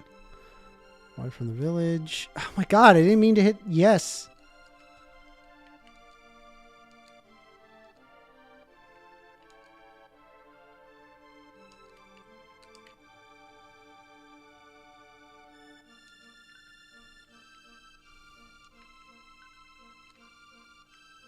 Bro, I don't know where to go.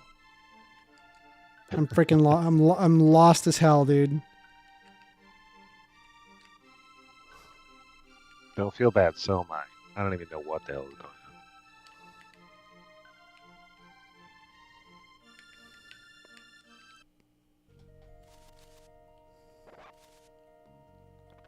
Just skip this. Just skip these monsters. Just get straight to this. Was that snake wearing a necktie? Here I am not. I can do not. Okay. God damn it. Okay. So I need to get the whatever the piece is. It's like a piece that I need. Is the snake wearing a necktie? Does kind of seem like it, doesn't it? Yeah, it looks like... Or maybe it's just his belly. It definitely looks like a tie. Maybe it's like a ring. Maybe it's like a collar or something.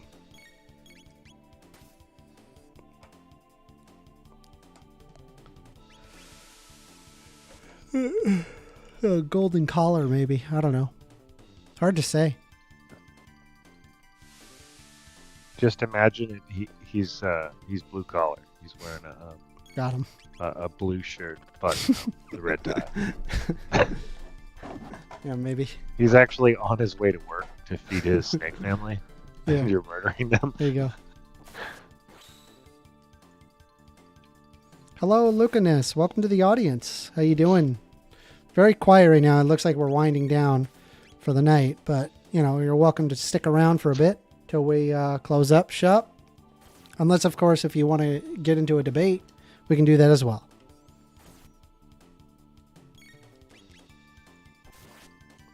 Yeah, monsters really attack the other monsters? Yeah, sometimes.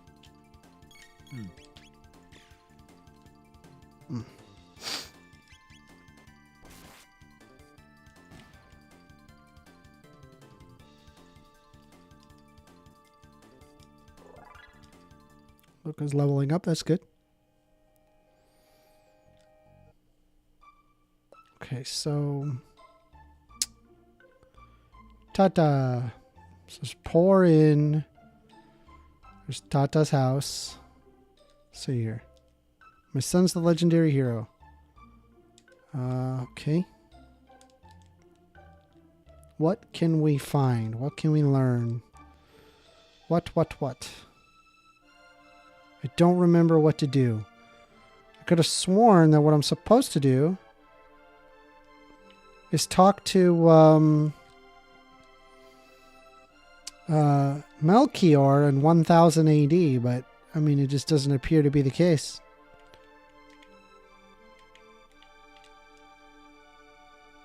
How about buying a soda? No way. What a miser. I don't even have enough for grub. Okay. I don't know what to do, Hopper. The one east of Dinodora, the rock wall will pop open and gaggle of ghouls will walk right in. Okay.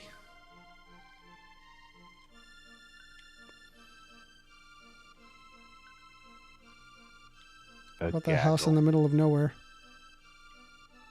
Isn't that what you call a group of geese? Or Yeah.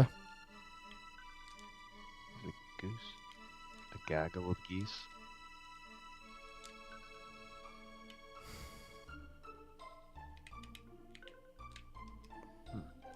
This is the magic cave. I don't remember how to open it though. Didn't that old man just tell you? No. I thought he was talking about, I don't know, some secret passage or something. So there's the Denadoro Mountains. Do I need to like travel through here or what?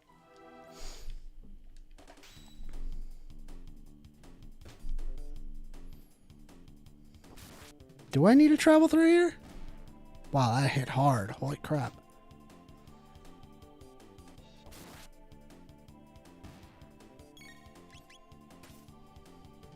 Oh no, they're gonna do the bell attack. Oh, it's literally an attack. Dang it. I was just being an asshole. Yeah, it's like it actually does that attack. It's funny. I'm stunned from the ringing of the bell sound. Damn.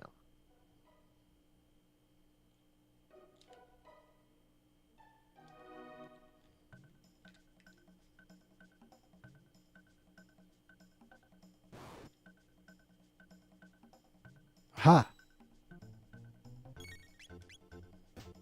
Something happened there. Was that the legendary hero? I think so. Even look I think so. very Yeah, I think legendary. that was the legendary hero. Yeah. Oh, of course he's up really Run high. away. It's hammer time.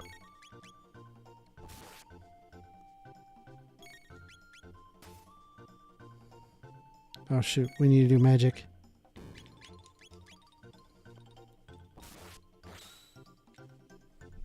Yeah, he's got that mace that's preventing. You gotta burn him to get rid of the... There it goes. Now he's fucked. There you go. What the hell?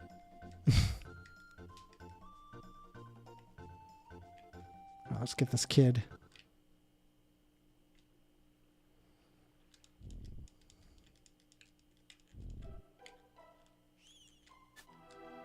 Oh.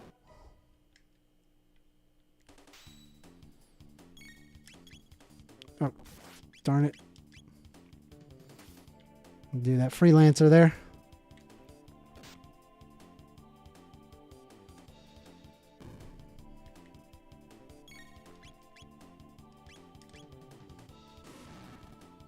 Hit that dude right there.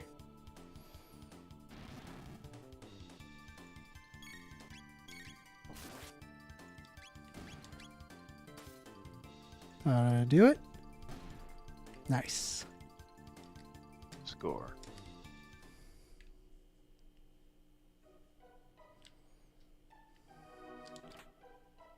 One revive. But no kid.